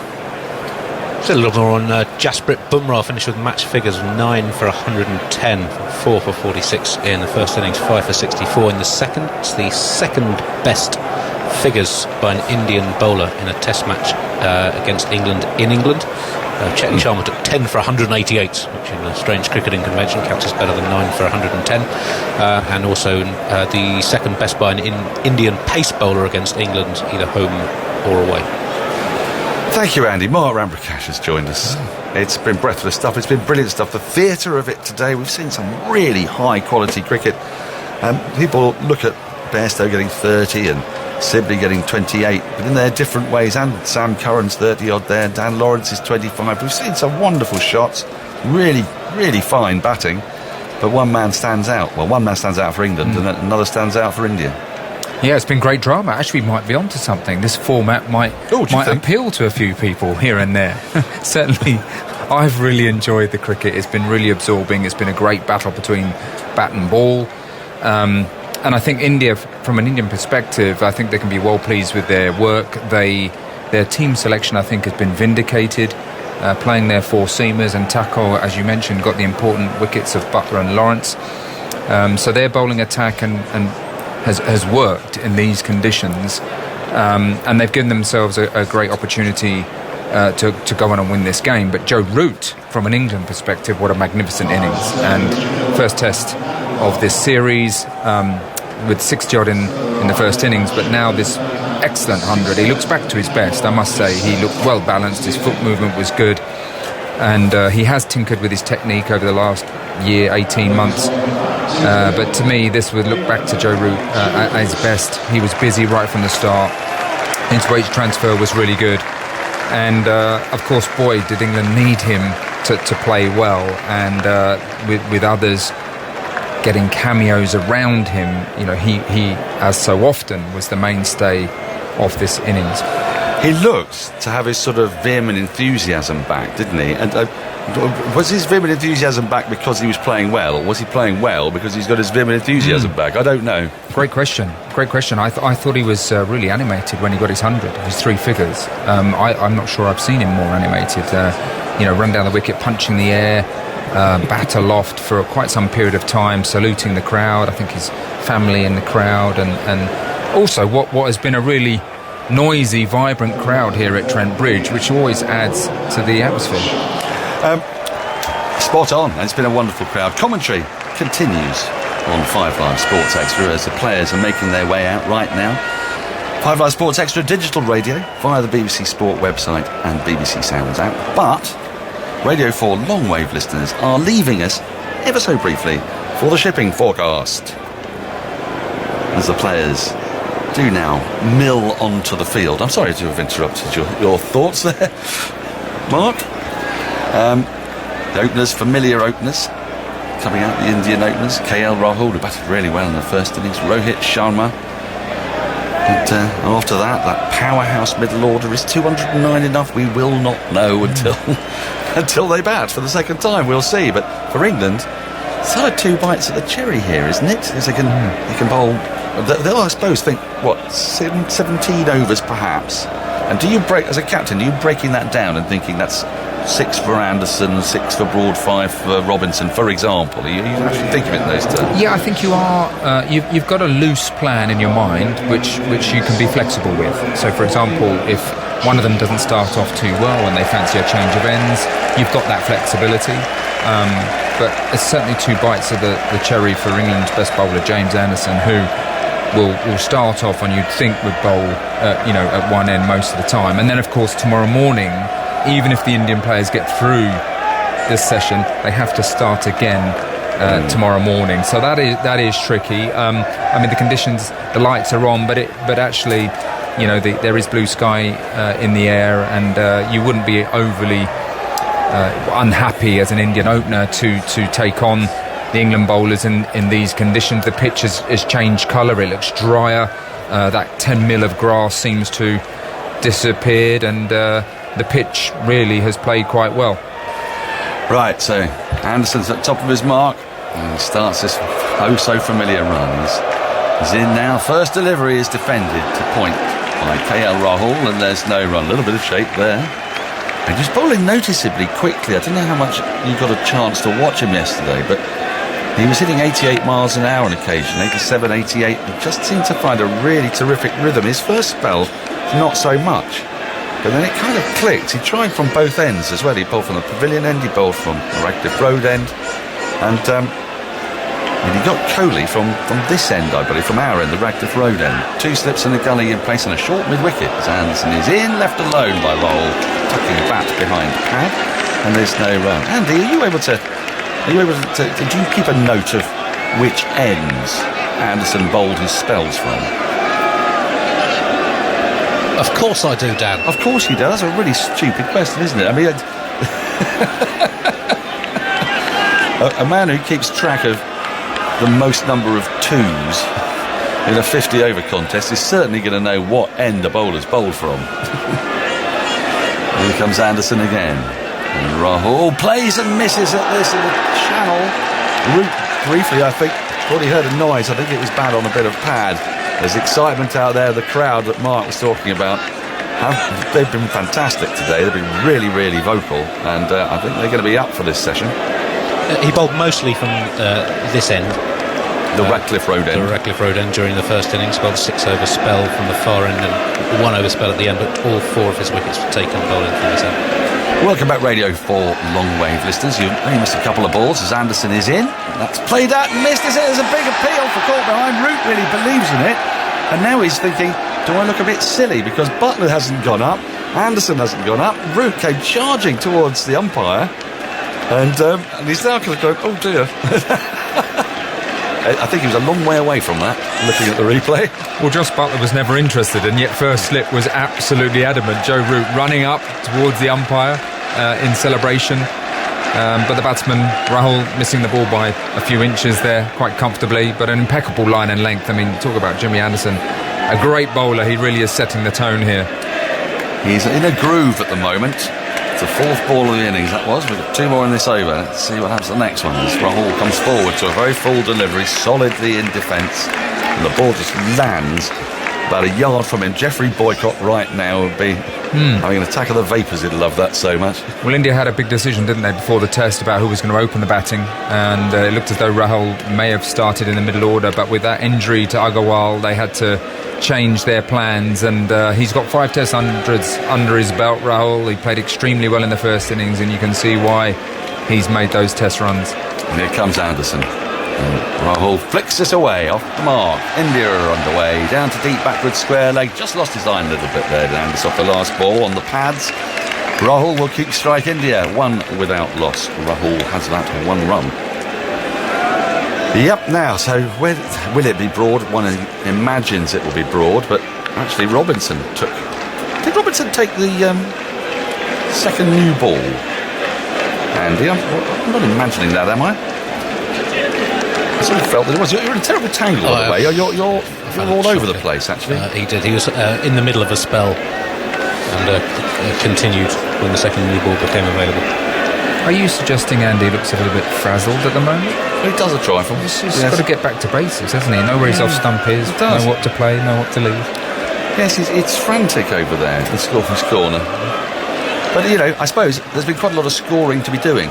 Would that be safe to say? I suppose you were really geared up because you were already for Joe Root to get a further 12 runs and go past Graham Gooch, weren't you? I think you had about 44 pages on that, but you were thwarted in your ambition by a rather good ball from Bumrah. Yes, so they got 4 places in this match on the all-time Test run scorers list. I told you. Into the top 20.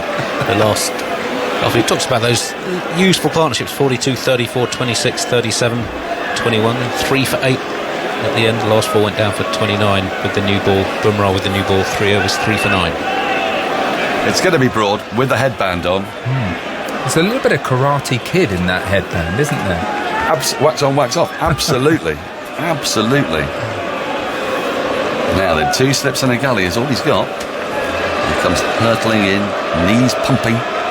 Rahul plays and misses at this one. Again, perfectly pitched.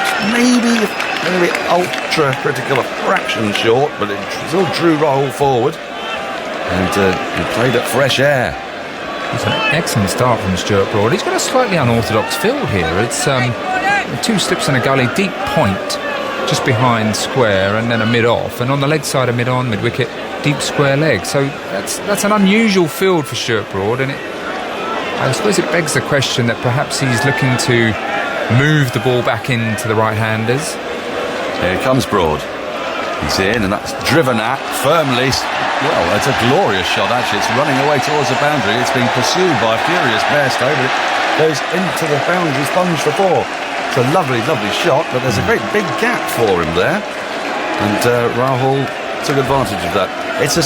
It's a curious field. I'm not sure I quite like it at the moment. I mean, is this because they think that the pitch is a little slower, perhaps? Because we haven't had many slip catches. I'm sorry, I've asked you this before, Andy. What have we ended up with so far after 3 innings, 30 wickets? How many slip catches? Just 1 so far, but 10 by the wicketkeeper. Yes, so the thin edge is happening. They're not getting a thicker one. And well, what thick edges we have had just haven't carried, have they? Now, is there a change of field? No, he's sticking with deep point. Broad in. And Rahul is just working this ball around his pad. Mid-wicket. Curran does the fielding, no run, 5 without loss. India in pursuit of 209 if you're just joining us. It has been a gripping, enthralling day. Are we going to get a kind of a 1-hour coda that has been as magnificent as the main performance, the main act today, which has been England's innings? The crowd have definitely warmed to the theme. Here comes Broad. Rahul lets this go by, and it swings after sort of pitching and leaving the batter. It goes a long way to Butler's left. He takes it 2 hands, moving away to his left.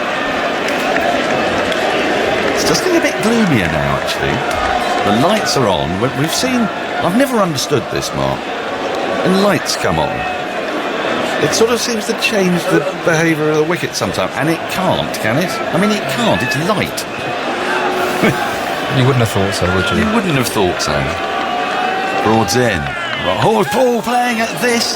Short ball in the channel, and he went close to it. He flirted with it. There was momentary excitement. England's slippers and keeper are mostly sort of going up every time Rahul plays and misses, which has been relatively frequent in the first 11 balls of this innings. And so we've had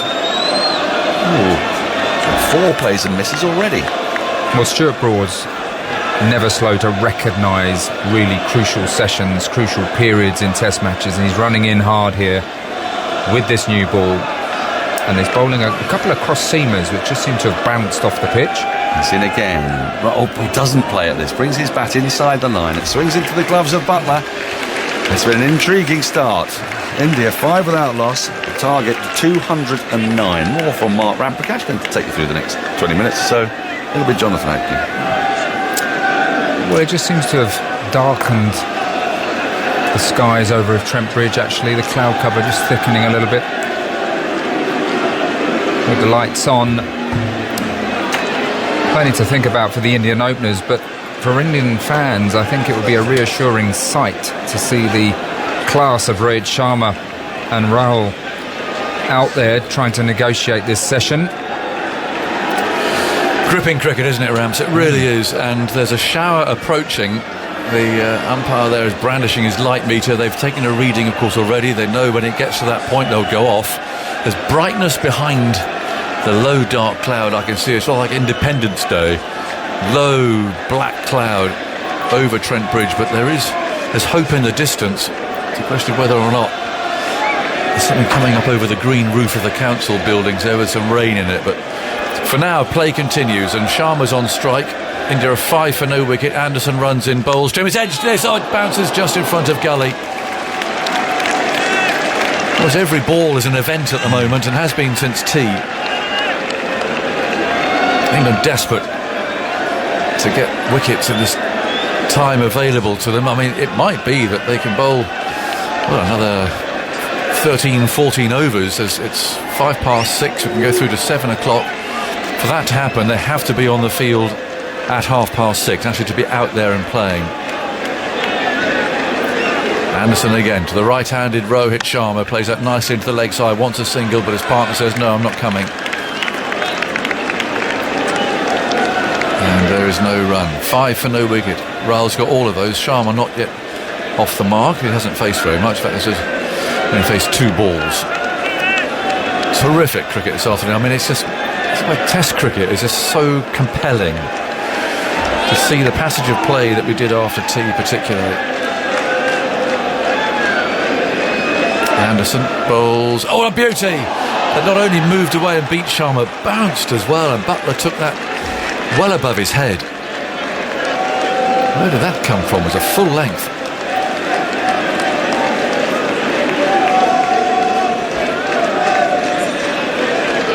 Beautiful ball. Went past the very shoulder. More prodding at the pitch by India's openers.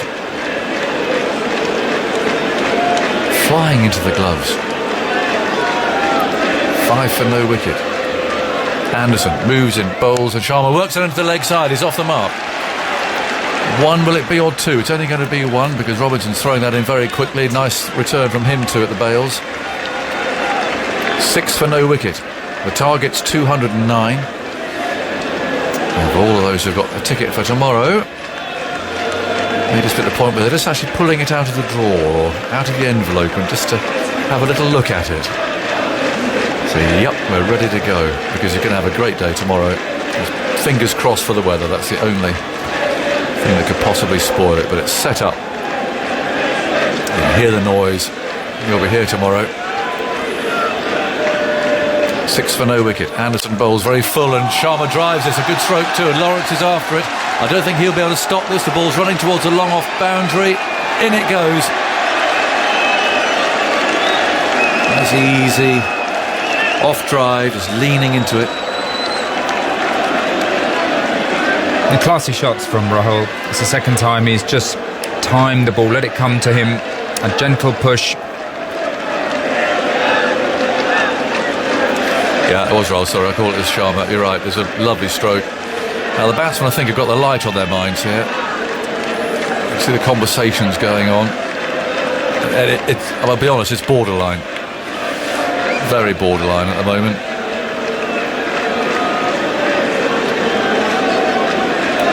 Anderson bowls. Rahul waits for him, is there, and he bowls to him and is forward. Runs away out to backward point. No run. Looking at the umpires. Umpire Gough, I see, looking towards his partner. He's the one with the light meter. I think he'll come in to the stumps and place this red gadget where the bails are. Joe Root knows it's close because he's had a word with him as well. Let's have a look, see if anything's done.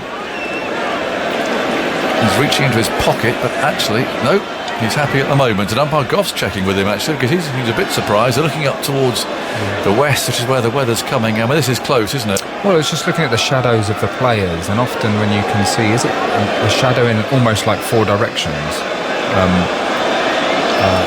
That tends to be a concern. And when the lights seem to take over the natural light. The helmet coming out. Sharma takes guard, he's going to face Broad. There is that brightness in the background there, the far distance that maybe will just come to all of our favour here and keep them on, but there is a lot of low grey cloud over there to the right. Broad's going to continue. It's 10 for no wicket. Up he comes, bandana on, he's there and he bowls, and Sharma's struck on the body, trying to work the ball into the leg side. Broad follows through, kicks the ball. He's collected by Jos Buttler. I don't remember him bowling in the bandana in the first innings. It's like has the bandana been restored? Come on, Andy, you're supposed to recognise these things, but I don't think it was. So I don't keep bandana stats. But we should, because we know it's his lucky bandana. There's an extra superpower in there, is there? Well, there seems to have been, and then he discarded it. But it's back on again now anyway, and he took all those wickets wearing the bandana last summer. Wipes his hand on the back of his trousers. Sharma's waiting for him. 2 slips a gully, up he comes and bowls to him, and he plays rather crookedly there across his pad, and Broad's got an arm raised. So too is Lawrence there in the covers. And slightly from offside to leg, a bit of booing breaking out. The crowd absolutely in the highest of high spirits.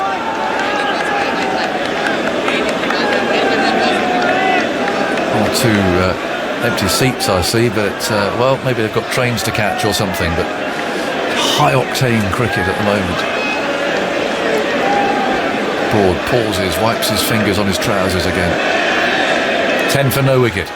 Up he comes, past the umpire, bowls short, worked away into the leg side. Sharma will pick up a leg by there, and he slaps his pad with his bat as he runs away. I think he'd like to have got his bat onto that and actually perhaps picked up more than just that one leg by, but rehearsing the shot at the far end. 11 for no wicket.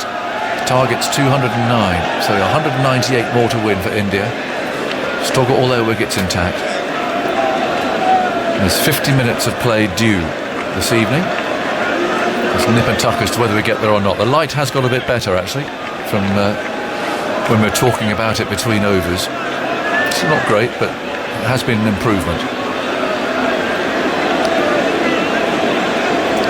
Now Rahul on strike, and there's a short leg.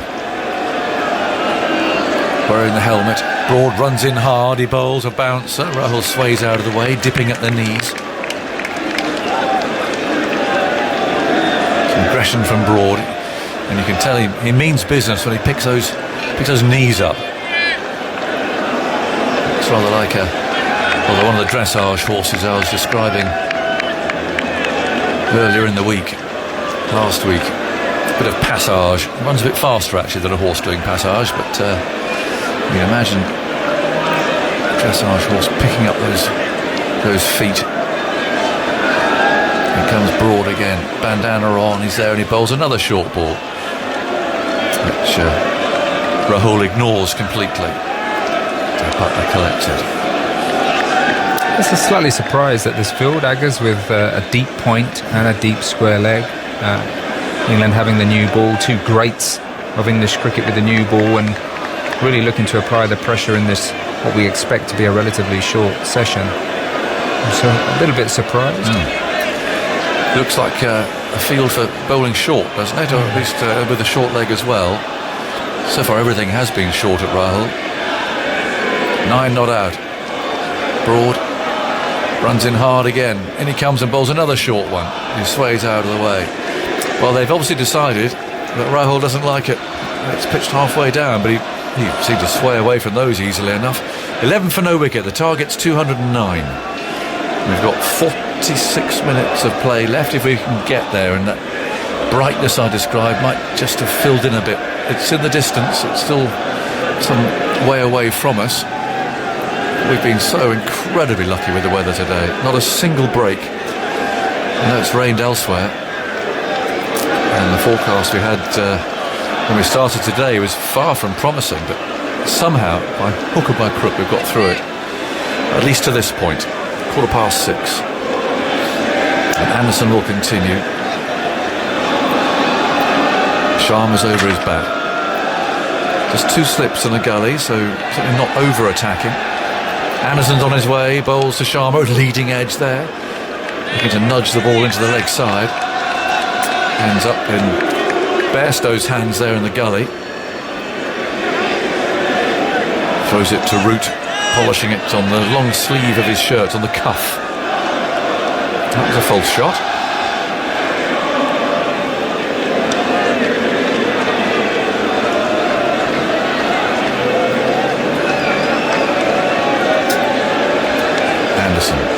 wins himself a catch, wheels round, runs his right hand through his hair, sweeping it back. Now runs in once again, arms pumping and bowls to Sharma, an in-swinger, which he just plays delicately and carefully to mid-wicket. Again, there's no run, and again, Root does the polishing. Pulls the cuff of his shirt down over the palm of his hand and rubs it in that. Again, the captain smiling, and that's really been a feature of today. Warning of the match, very careworn indeed. So the Root bounce, jauntiness is back. In goes Anderson again, bowls, and Sharma's forward. Big stride this time. Anderson fields in his follow through. No wickets yet. And India need another 198 to win. Last day tomorrow. It's a lovely dark looking ball that Anderson's working on there. Towards a bowler's theory that the darker the ball, the more likely it is to swing. It's probably complete nonsense, but it's just the feeling that you've always had, and that's been handed down from generation to generation. Anderson again over the wicket, bowls, and in swinger this time. Travels into line and plays to mid-wicket. And Anderson is the ball chooser, so he gets to delve into the fourth umpire's box, see what's in there, pick out the one that he fancies.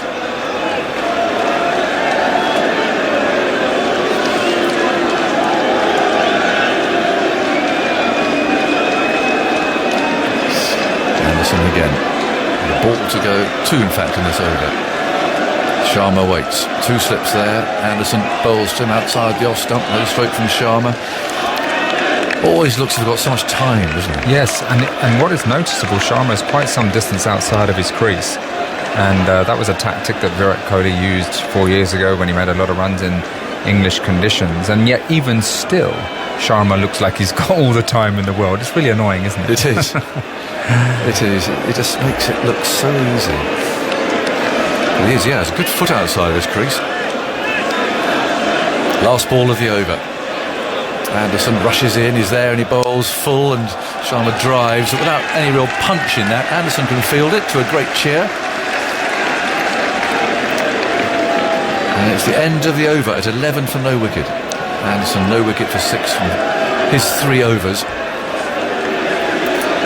Where can England get a wicket from? They bowled well. I'm not sure about necessarily this short pitch attack at Rahul. They've got this new ball, they've got cloud cover around. Slightly putting all their eggs in one basket at the moment, or so it seems. There's no one in the covers. I mean, to pitch the ball up, good length off stump.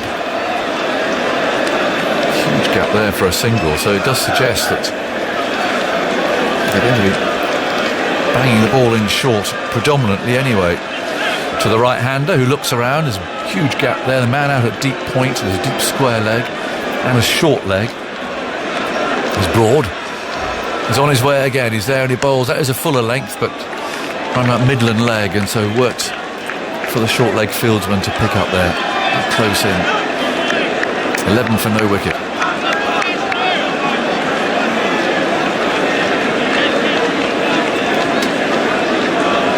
Gray to our right.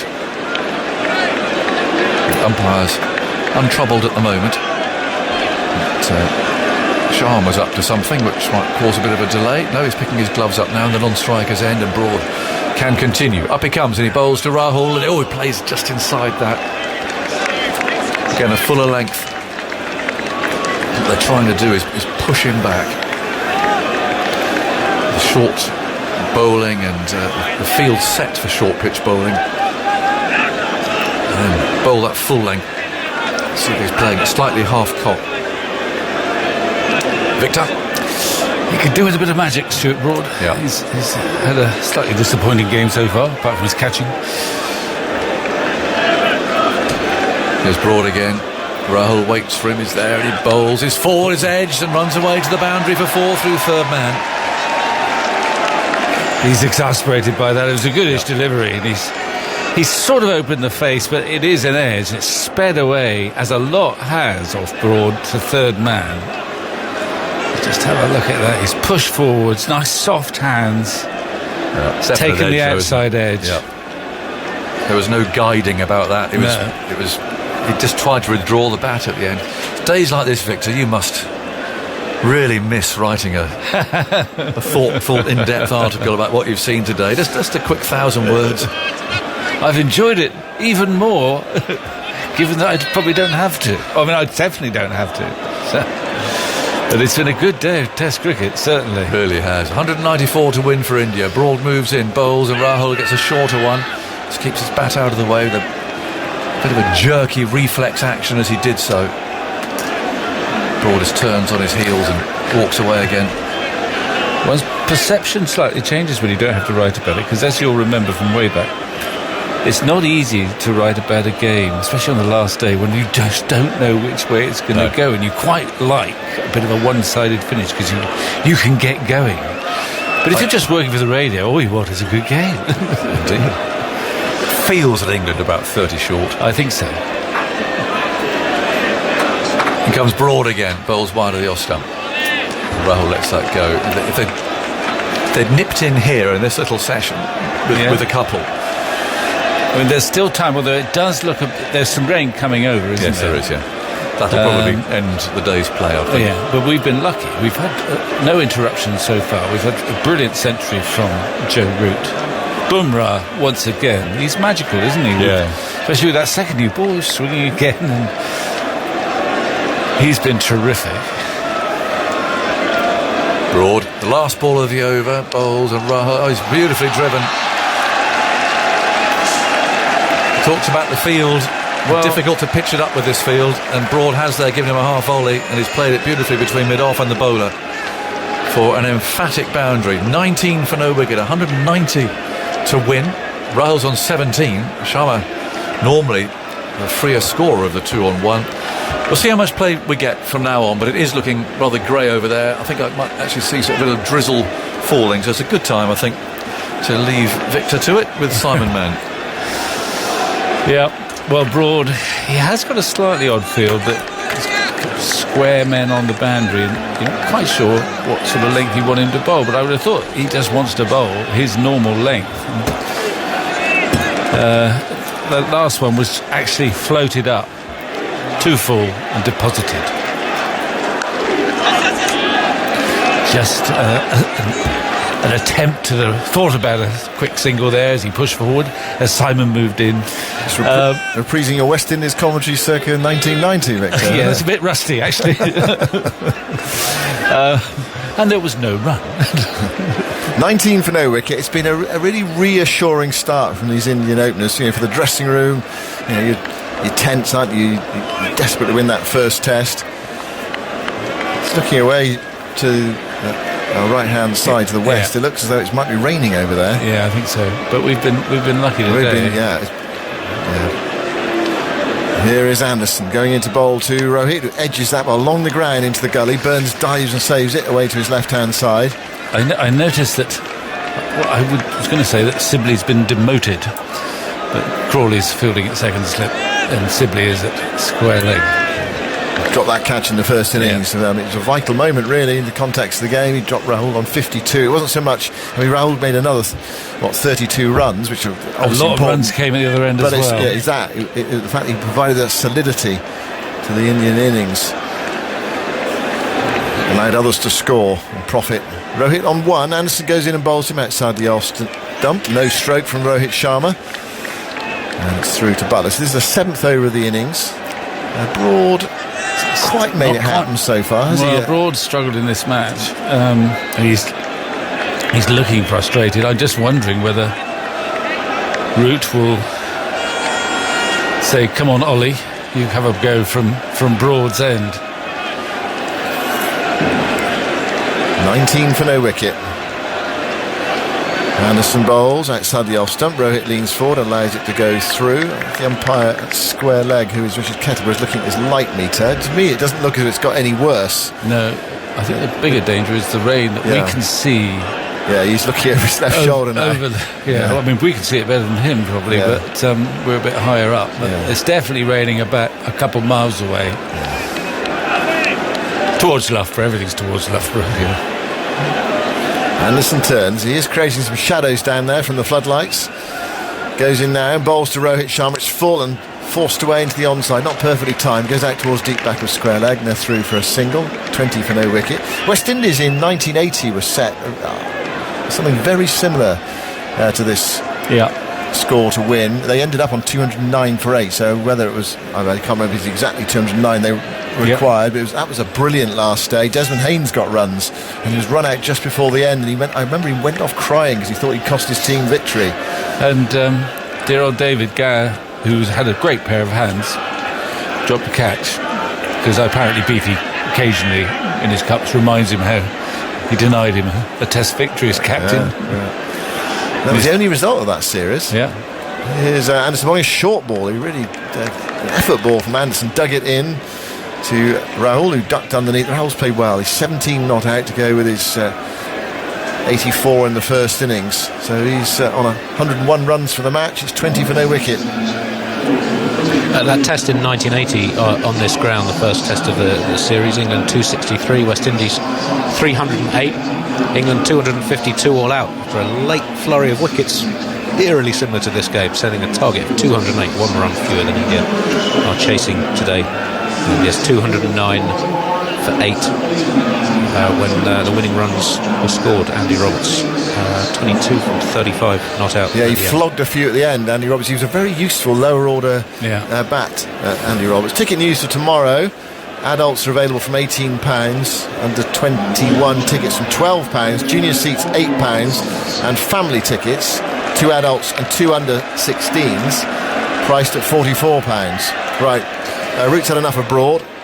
Robinson is 5 for man from the first innings. He's going to have a go. Kettleborough's had a go with the light meter and put it on the top of the stumps and decided it's okay. It does feel okay, doesn't it? But whether we're going to get some rain shortly. Here's Robinson, bowls, and that one takes off a bit and takes the shoulder of Rohit Sharma's bat, but goes into the offside, wide of a fielder. England only have 2 slips in the gully. I'm not saying if they had, if you have one of those great rings, those arcs that West Indies fast bowlers would have had and Australia fast bowlers have had over time, whether that would have actually carried or not, I don't think it would have done. No, it's a bit square, wasn't it? But there's rain around, but it's moved around. It was over to our right, and now it's just beyond. We're looking straight down at the old pavilion there, and it's raining a couple miles behind the old pavilion. Down towards the south. 21 for no wicket. We might be close to the close. Here is Robinson bowling to Rahul, very full, dug out by Rahul into the onside. He's picked up by the short leg fielder away to his left hand side. I think the light is a bit better now. There's a question whether it is going to rain, but there's just a faint chance it might just go beyond us, down beyond the old pavilion there. Because it is raining about 2 miles away, I can tell you. But I can actually see some blue sky to the right. It'd be great to go through to 7 o'clock. India would be very happy to get off the field, and of course if they do go off now, that'll be it for the day. Here's Robinson bowling, and Rahul is so solid, he's in behind that, playing it way to Broad at cover. Essentially has been a batting day, really. A Root making 100, lots of contributions. What I suppose frustrating, disappointing from England's point of view is that no one was able to go on past Curran's 32. There are lots of 20s and 30s and teens in actual fact. Most got in. Only really Crawley didn't get in. I didn't write down Robinson's final score. 15, I think. 15, was it? Again, Robinson bowls, and that one discomforts Rahul almost for the first time. There's a little bit of indifferent bounce. It took the shoulder of the bat, went away into the offside, but it went down. That was the crucial thing. Burns is saying to Root, or perhaps to Butler, I don't know whether we need a change in the field. And they're continuing with the same field. It's quite defensive. He's going a bit squarer. And coming in a bit closer. There's a deep backward square leg, a fine leg, and a deep backward point. Robinson with that extra height goes in and bowls to Rahul, and the ball goes off, possibly a mixture of bat and thigh pad, away on the onside down towards fine leg. Butler's after it, and there was some inside edge on that. So Rahul gets another single, takes him to 18. India 22 for no wicket. They need 209 to win. England bowled out for 303. Root superb 100, 109. after tea, but then the new ball did for England's lower order, did for Root as well. Yeah. England losing their last 4 wickets with 29 runs to the new ball. And Jasprit Bumrah, excellent, 5 for 64, 9 wickets in the match. Here is Robinson, bowling to Rohit, gets the bat down just in time on that. Jags back into him. And goes away for a single. Sibley comes in from deep back of square leg to field. 23 for no wicket. But this has been a very good session for India. A bit like on the first day. Can't remember Probably. back now. Yeah, we've had a very similar session to this. Probably was on the first day, wasn't it? I can't remember. Yeah, they were 21 for naught after 13 overs On the- stumps. on the Close, first yeah. day. Well, Yeah. it's been very similar. Yeah. Flurry of wickets around the tea interval, and then Calmness. calmness from this pair. It's not been easy out there. Anderson has posed his problems. Robinson, again, getting that little bit of extra bounce and a bit of nip back. The weather report is that it now looks much better. It does, yeah. It's lighter. Here is Anderson, bowling to Rowe, gets the bat down again just in time. To an in-swinger from Anderson. It goes away into the onside. It's another single, though. Not happening for England here. Trent Bridge has been blessed. It's gone all the way round. We've watched it go from way to our right, behind the pavilion, and now it's... Well, we've deserved a bit of luck, haven't we, really? After some of the weather we've had in this match. That one-ball session and that two-ball session. England desperate to get something in that last column tonight. Just something to work with tomorrow. Anderson bowls to Rahul. Rahul lets that go. Ball outside the off stump. Taken by Butler. What does he do till 7 o'clock? Rick, does he keep Anderson going? Does he have a go with Curran? Well, You always feel Curran's most effective with the new ball. Well, he's most effective if the ball is swinging. If it's not swinging, I think if it was me, if it was not swinging, I'm Robinson, I like the idea of, and I might just bowl Broad for a couple after Anderson. Anderson to Rahul, and Rahul was in behind that, playing that calmly down towards backward point. Broad is such a streaky bowler that when the magic's there, he can get wickets in quick succession. We've seen him do it time and time again, but at the moment he's in that barren patch where he's almost striving too hard. Tried to pitch it fuller in his last over from that pavilion end, and it was actually a soft half volley. It was pummeled down for 4. But when the force is suddenly with him, he gets a wicket, he can be transformed. India 24 for no wicket, needing 209. Anderson goes wide of the crease, bowls outside of Rahul's off stump. Rahul lets it go, and through to Butler. Sunshine now. Put those light meters away, throw them off the ground. Every chance now you feel of going through to 7 o'clock tonight. That rain has skirted the ground. We've been so lucky today, uninterrupted. Who would have thought that? Well, we look at the forecast yesterday. Anderson casting a shadow from the sun now rather than the floodlights. Goes in and bowls wide of the crease to Rahul. He drives him through the offside for 4. He pitched it up and Rahul responded. He's having a good game. He's 22 not out of India's 28 for no wicket. Well, there's something wonderfully clinical about this opening pair, that they just block the good balls, they let it go if it's just a bit wide, length balls, they just gently pair, and then the moment either Broad or Anderson's over pitch, bang, 4, thank you very much. It's making it look very simple at the moment. There's the odd good ball out there that beats the outside edge, but they don't look too bothered by that. Here is Anderson bowling to Rahul. Gets a straight ball which he defends into the onside, and there's no run. And that's sort of the difference, isn't it, between England's opening pair and India's opening pair. Something like Rahul, did sit on the splice a bit in the first innings, and he did battle out, but he's come out there and played several crisp shots. He can play in 2 different ways, or 3, whatever, more ways than just one. Well, he's got more ways of scoring. Yeah. He's got an overpitched ball there. Every time he's got a ball that's overpitched, he's hit it for 4 through the offside. Without any great effort or force, but his timing's been good. And he's got 22 in this inning. He's got 22 from 33 balls.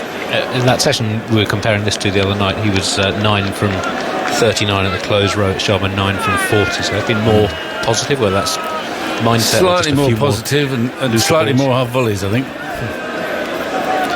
And slightly more capable of hitting the half volleys through the offside for 4. Yeah. Now, what's Joe Root going to do? He's seen the ball bounce into the right-handers. He's attacking a little bit more. He's got Johnny Bairstow at a sort of leg gully. Deepish leg gully. Robinson goes in to bowl to Rohit Sharma, who pushes that into the offside, sets off initially for a single, then shouts no to his partner. Rahul was prepared to come there, but Burns wasn't far away from it. Well, he's very square in the gully, Burns. He's almost an old-fashioned point, catching point. Umpire Goff decides that he needs to move from square leg to point. He's looking into the sun. Is he looking into the evening sun? Well, I don't know Or is it whether a short I leg? think it might be the presence of so many fielders around that square leg bit that he wants to make sure that the forward short leg stays in front of the popping crease, otherwise it's a no ball. Yeah, absolutely, that's a very good point, yeah. So here is Robinson going into bowl. Oh, and that's a fine delivery. Rohit gropes forward and it goes past the outside edge, and Rohit's got a smile on his face to say, well, that was a good ball, but I'm still here and there's not much I can do with it. And that's the one thing, I suppose, that really did go. That was a fabulous delivery from Robinson. That's the one thing that will keep England going, is that every now and again the ball does something like that, and we've seen some different bounces as well. Yeah, and the wickets do go in clusters. We've seen that in this match as well. But you'd much rather be in India's position. Clearly, it feels as if they are in control of this Test match at the moment, as they've been for a large part of it, really, if not all of it. Here is Robinson bowling, and that's turned past short leg in the air by Rohit, but there is a deep forward square leg. That's Sibley who picks it up, so Rohit only gets a single. Broad is loosening up, which does suggest that he is going to bowl from the Radcliffe Road end and replace Anderson. At least it suggests he wants to anyway. Well, exactly. So you're probably right. Yeah. And we've got 22 minutes play left. There's still 12 and a half overs in theory to bowl. Again, we won't get all those in. The light is plenty good enough. Robinson into bowl to Rahul. Another one of those calm defensive shots, and Rahul back up the offside of the pitch. Back to the bowler who picks up, and there is no run. I think Andy made the point earlier. Every time that England sort of built a partnership, were just threatening to make India fret, they got a wicket. That's right. And sometimes those wickets were gifted, if we're honest. Josh Buttler made a terrible misjudgment. Allowed the ball to hit his off stump. Robinson bowls, and that's 4. Rahul opening the face, running it down in that gap between second slip and gully down to the deep third boundary. Rahul to 26. He's played very fluently this evening. 33 for no wicket. Well, he does exploit that gap at third man, and I think in that instance you've got to say that's not an educated edge, that's a glide. He knows the gap is there, and he feels in such good touch that he can risk opening the face. Beautiful timing. Change the field now. Johnny Bairstow's coming back onto the offside after seeing that stroke, and they're filling the gap in that slip corner. Yeah, so we've got 2 slips and 2 gullies basically, and a short leg. There's a big gap between Bairstow at gully and Broad at mid-off. Big gap to hit there. Still a deep square leg in. Robinson goes in and bowls to Rahul. Normal service resumes. Straight ball from Robinson. Nice solid defence from Rahul into the onside towards mid-wicket. And there's no run. This is the end of the over. So we've had 10 overs. And it's almost riches beyond India's imagination here. 33 for no wicket. They've gone nicely. They've scored quickly. Yep. Without taking any real risks. It is going to be Broad, trying to ignite his Test match. Right, we've got 20 minutes left.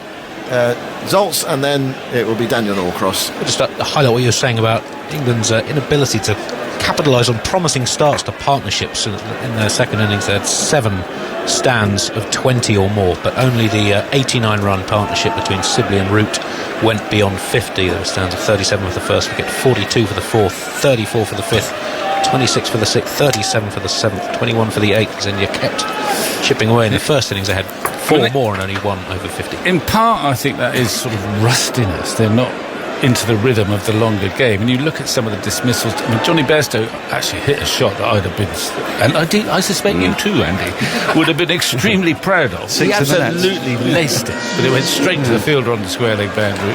We saw Butler make a bad misjudgment, big bold shouldering arms. I mean, Sam Curran, who'd played really well, but I thought he was pressing the right anything goes button a little bit early and spooned one to mid-on, and Lawrence too. I thought that was a poor dismissal. I mean, just picked up 2 boundaries. He then sort of fell over in an attempt to hit a straight ball in the same direction, and it was just a straight ball he missed LBW. So some of the dismissals, you know, were not a consequence of brilliant deliveries or even very good deliveries. Change of ends for Broad. Comes in from the Radcliffe Road end. His first ball's worked nicely into the onside, but a good tumbling stop. Well, a pugnacious Bairstow prevents a run. 33 without loss, that target. Just 209, and England haven't made the breakthroughs they would so love to have done. As we see some geese flying overhead. I saw an extraordinary story today that an expert has opined that a goose that was filmed flying upside down was, quote, just showing off. Broad is in, full defended by Sharma into the offside. As opposed to what? Well, I don't know. And I felt it was a bit of an unnecessary judgment on the poor goose. I mean, just showing off. Seems strange. Well, it sounded a bit like Henry Blofeld, who stood up here and there's a pensive pigeon, or, and in this case, an arrogant goose. Arrogant. Yes, me. Look at that goose. Right, there's Broad. Then again, 3 slips. That's worked into the onside. They want a single, but Bairstow, if he shies at the stumps, could... Oh, well, he did shy at the stumps, but Rahul was in at the striker's end. And Sharma picked up a single. No, there were goose experts, but I suppose there must be. What do you call a think? goose expert? A gooseophile, I suppose, of some kind. A gooseologist. Okay. I don't know. I mean, I suppose that it's a subsection within some other kind of... Actually, there's Lev Parikian, who's a very fine tweeter on birds, actually, isn't it? And all things ornithological. Maybe he can tell us if there is a specific name for a goose expert. Broad in, and Rahul leaves that alone outside the off stump. Not that far away from off stump, but far enough away for it to be a good leave. 34 without loss. We've seen a bad leave today from Jos Buttler, and it was a shame actually, because he played a couple of lovely shots before that. You thought he might... I mean, there was the potential for that partnership to be the really significant one, wasn't there? Because you sense too that the Indian side, they know what Buttler can do, albeit mostly they've seen him do it with an IPL side. And you could sense that he really celebrated when Buttler was out as a bonus wicket, really, straight after tea. Butler in. Rahul, he's got it! And gone. That's the first wicket, an absolute beauty from Broad, right in the channel, plopping forward was KL Rahul, and it just left him a touch. Took the edge, well taken by Butler. Fierce determination on the face of Root. We've got one, he's saying to the team. We've got one. And they have. 34 for 1. Doors open. Will we see a night watchman come out of that door? Quite possibly. Great ball, that. Well, why didn't he bowl some of them before? But it was just full in length. A glimmer of wave movement in the air, but then it hit the pitch, bounced, and left him a little bit more. And a lovely edge as far as the keeper's concerned, coming through at about almost shoulder high. So no disgrace, I don't think, from Rahul. It's a sort of dismissal as you leave. You think, well, I don't know, perhaps I could have left it, but it was pretty near my off stump.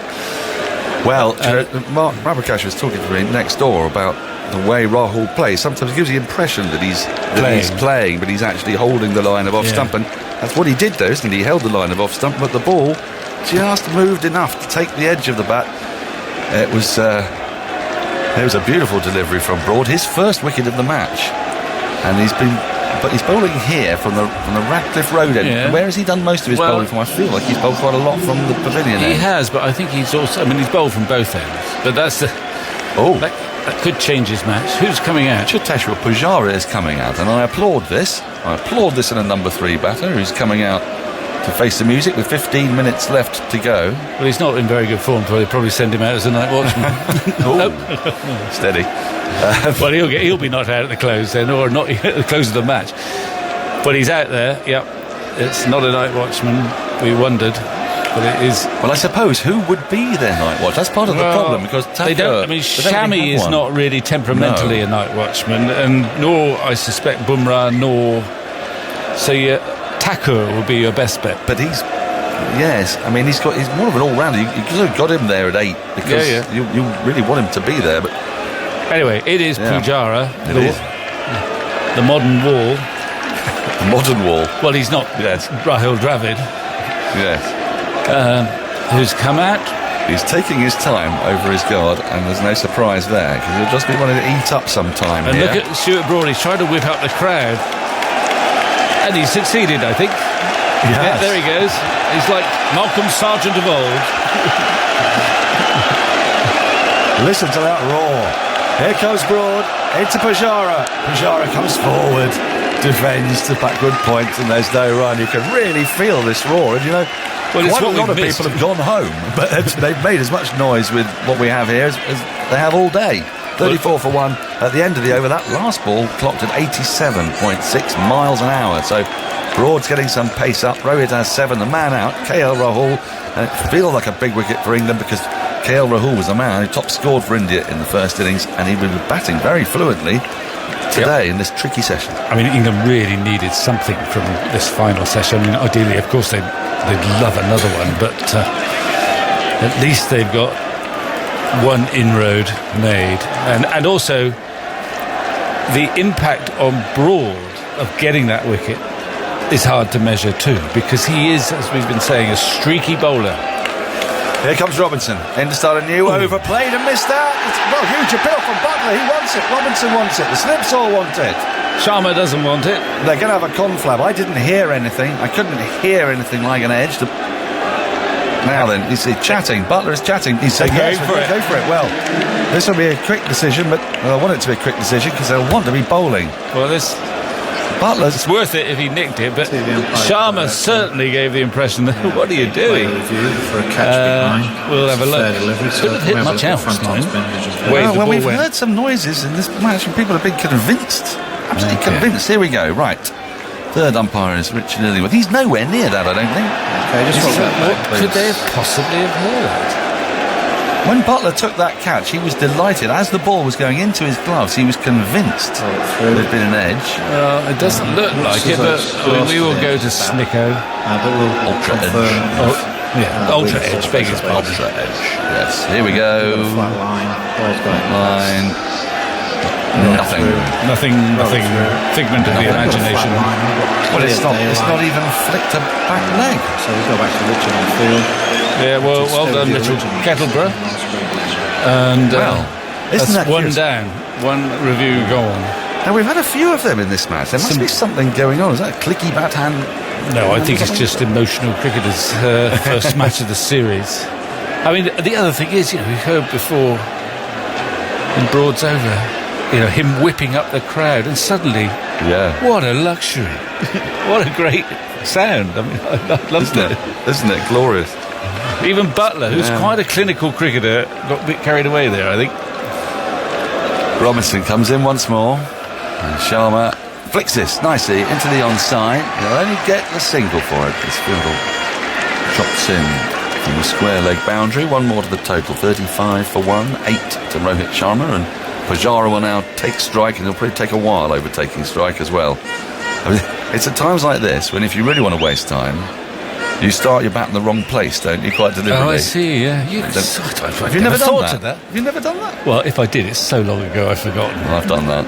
Have you? Oh, yeah. You didn't gentle club cricket? Yes, I know. How pathetic. I'm a terrible. Well, it gets worse. The behaviour gets worse the lower down the leagues you go, I can assure you. The less the match matters, the more ridiculous we become. Robinson into Pujara. Oh, he's beaten by another glorious ball.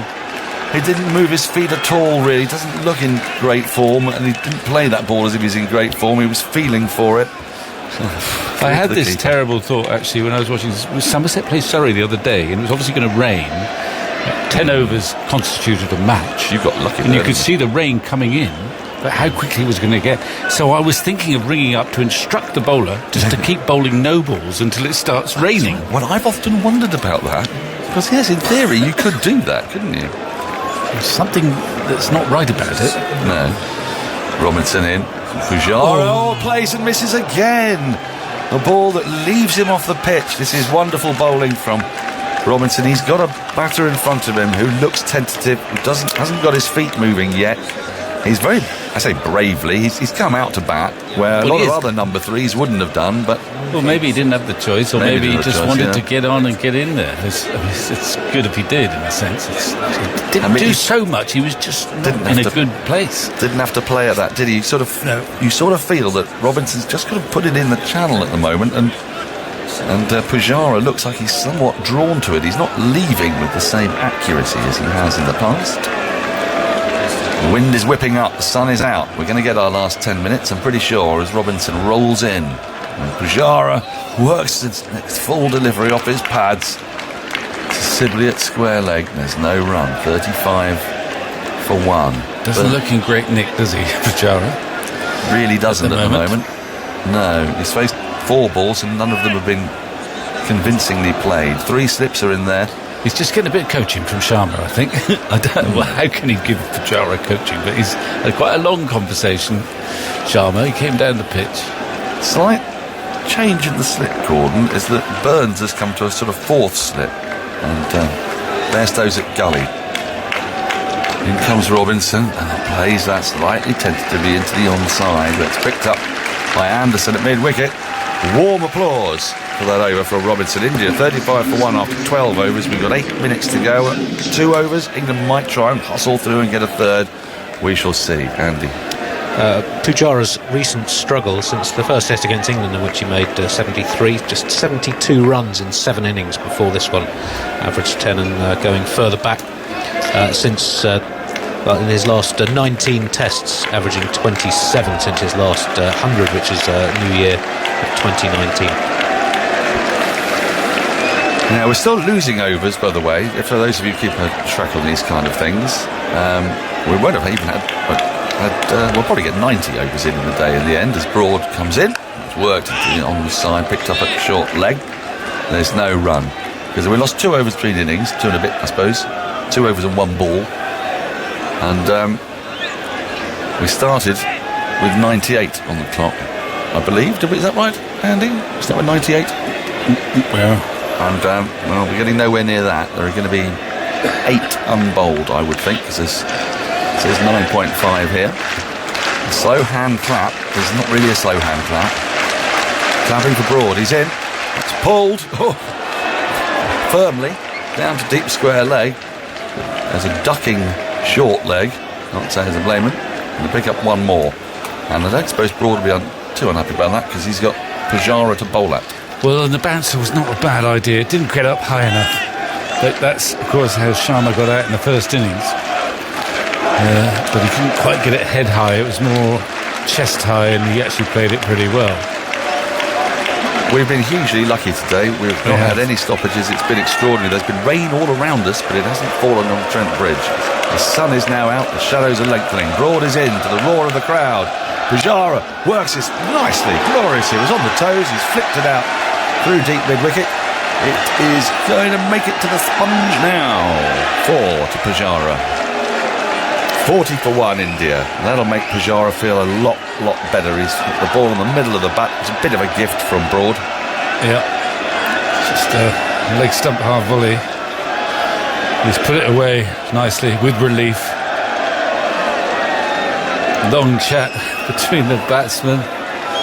They've got to have 1 more over after this, come what may. They can't... But they only want 1, don't they? That's the thing. Yeah. They only want 1. 3 slips are in. Point is in. Wide mid-off. Wide-ish mid-on. Forward short leg. Sort of backward square leg, short square leg really. Forward comes Pujara and defends up to that mid-on. And then gives it to short leg to get working on the ball. Dan Lawrence, I think, has got the job of being the ball shiner at the moment. Broad the man with the wicket. Wicket of KL Rahul. Lovely delivery. Taking the edge, just kissing it. And flicking into the gloves of Jos Buttler. A couple more balls left in this over. As Broad turns. He's about to run away from us. And does, under the lights. He's in. Pujara. Oh, gets a big appeal for LBW against him from Broad, which was somewhat, I think, futile. The ball going down leg side, but it was quite close to the bat. It wasn't that far away from short leg, who's fielding in close. But they're not going to refer on this occasion. England have reviewed unsuccessfully and very optimistically once already in this innings. And we've learned from experience that he'd hit that ball. Oh, it's a thick inside edge, and that's why it nearly brought short leg into play, because it went off the inside edge onto the pad, and it bounced not too far in front of short leg. Forward short leg. Dan Lawrence, who's taken just a little half step forward. He's a little bit closer to Pujara. Here's Broad to complete the over. He's in. Pujara is struck on the pad. It's taken inside edge and flown into no man's land. That could have easily gone to one of three fielders on the onside. It didn't, as it happens. And Pujara survives by the skin of his teeth. India 40 for 1. We've got 4 minutes left. We'll probably get one over. Andy Zaltzman's itching to speak. I'm going to get out of the way, and Jonathan Agnew's going to take you up to close of play and beyond. The quality of reviewing by the bowling teams has been appalling in this game. 7 reviews, all of them have been, the umpires' decisions have been upheld. So England were 0 for 3 in their first innings. India, at least curious decision making, 0 for 3 in England, 0 for 1 so far. Yeah. Well, that was an odd one. I mean, back pad, but it flew over Lawrence at forward short leg and almost reached the man at backward short leg. Robinson's on his way and he bowls, and Sharma leans forward. It's picked up at short leg. There's no wicket, and England England need a wicket. They need a wicket these 5 balls, I think.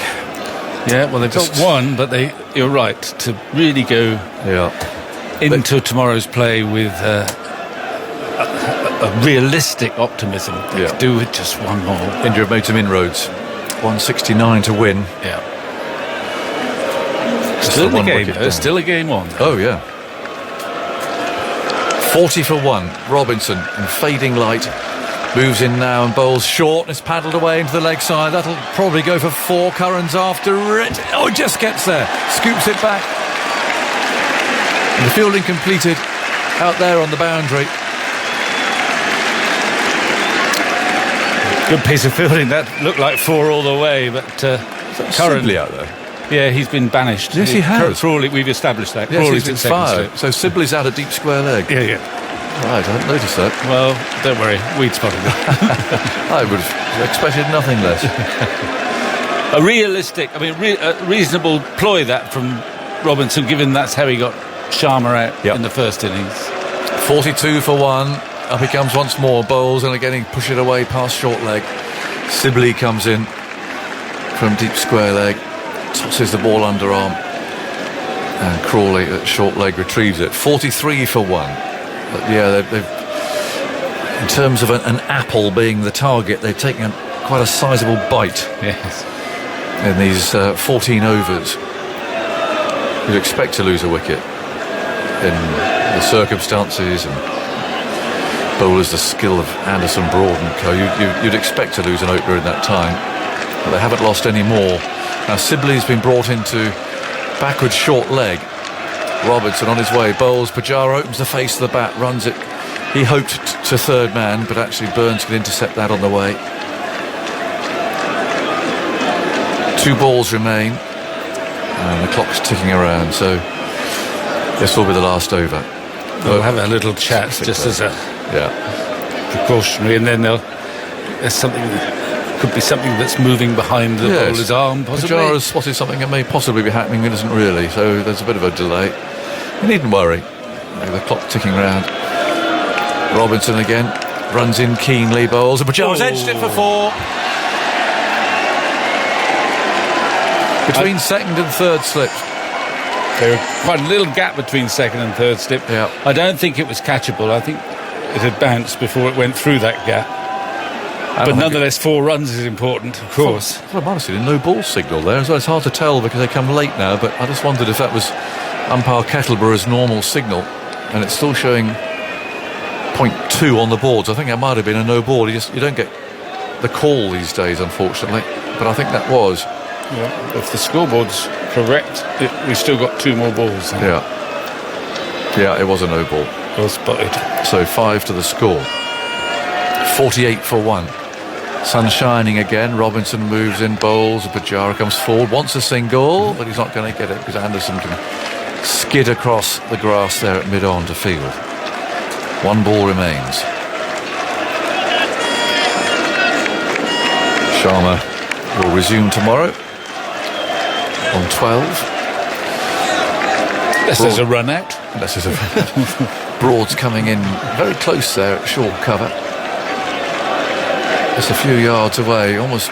Oh, there's going back again. Oh yes, I think was he going to have a word? I think he wandered in to say something to Pujara, and there's been a bit of this today. Here's the last ball of the day then. 48 for 1. Robinson's on his way, bowls, and Pujara drives him out through point. That'll go for 4. There's nobody there. An emphatic statement to end the 4th day as Pujara drives Robertson for 4. The 50 is up for the loss of just that 1 wicket in those 14 overs, which means that they need another 157 to win. Pujara, by his standards there, has played a quite electrifying innings. 12 from 13 balls. Sharma 12 from 34, and they've just talked about the bite into that apple. Even that last over is significant. 8 runs and an emphatic sort of gesture statement from Pujara that if there's a half volley there, I'm hitting it. And I bet you Pujara, one reason he came in is he wanted to come in because his place is dodgy at the moment. But if you say, all right, I'm going to go in and he might win the match for them tomorrow, and Test career keeps going.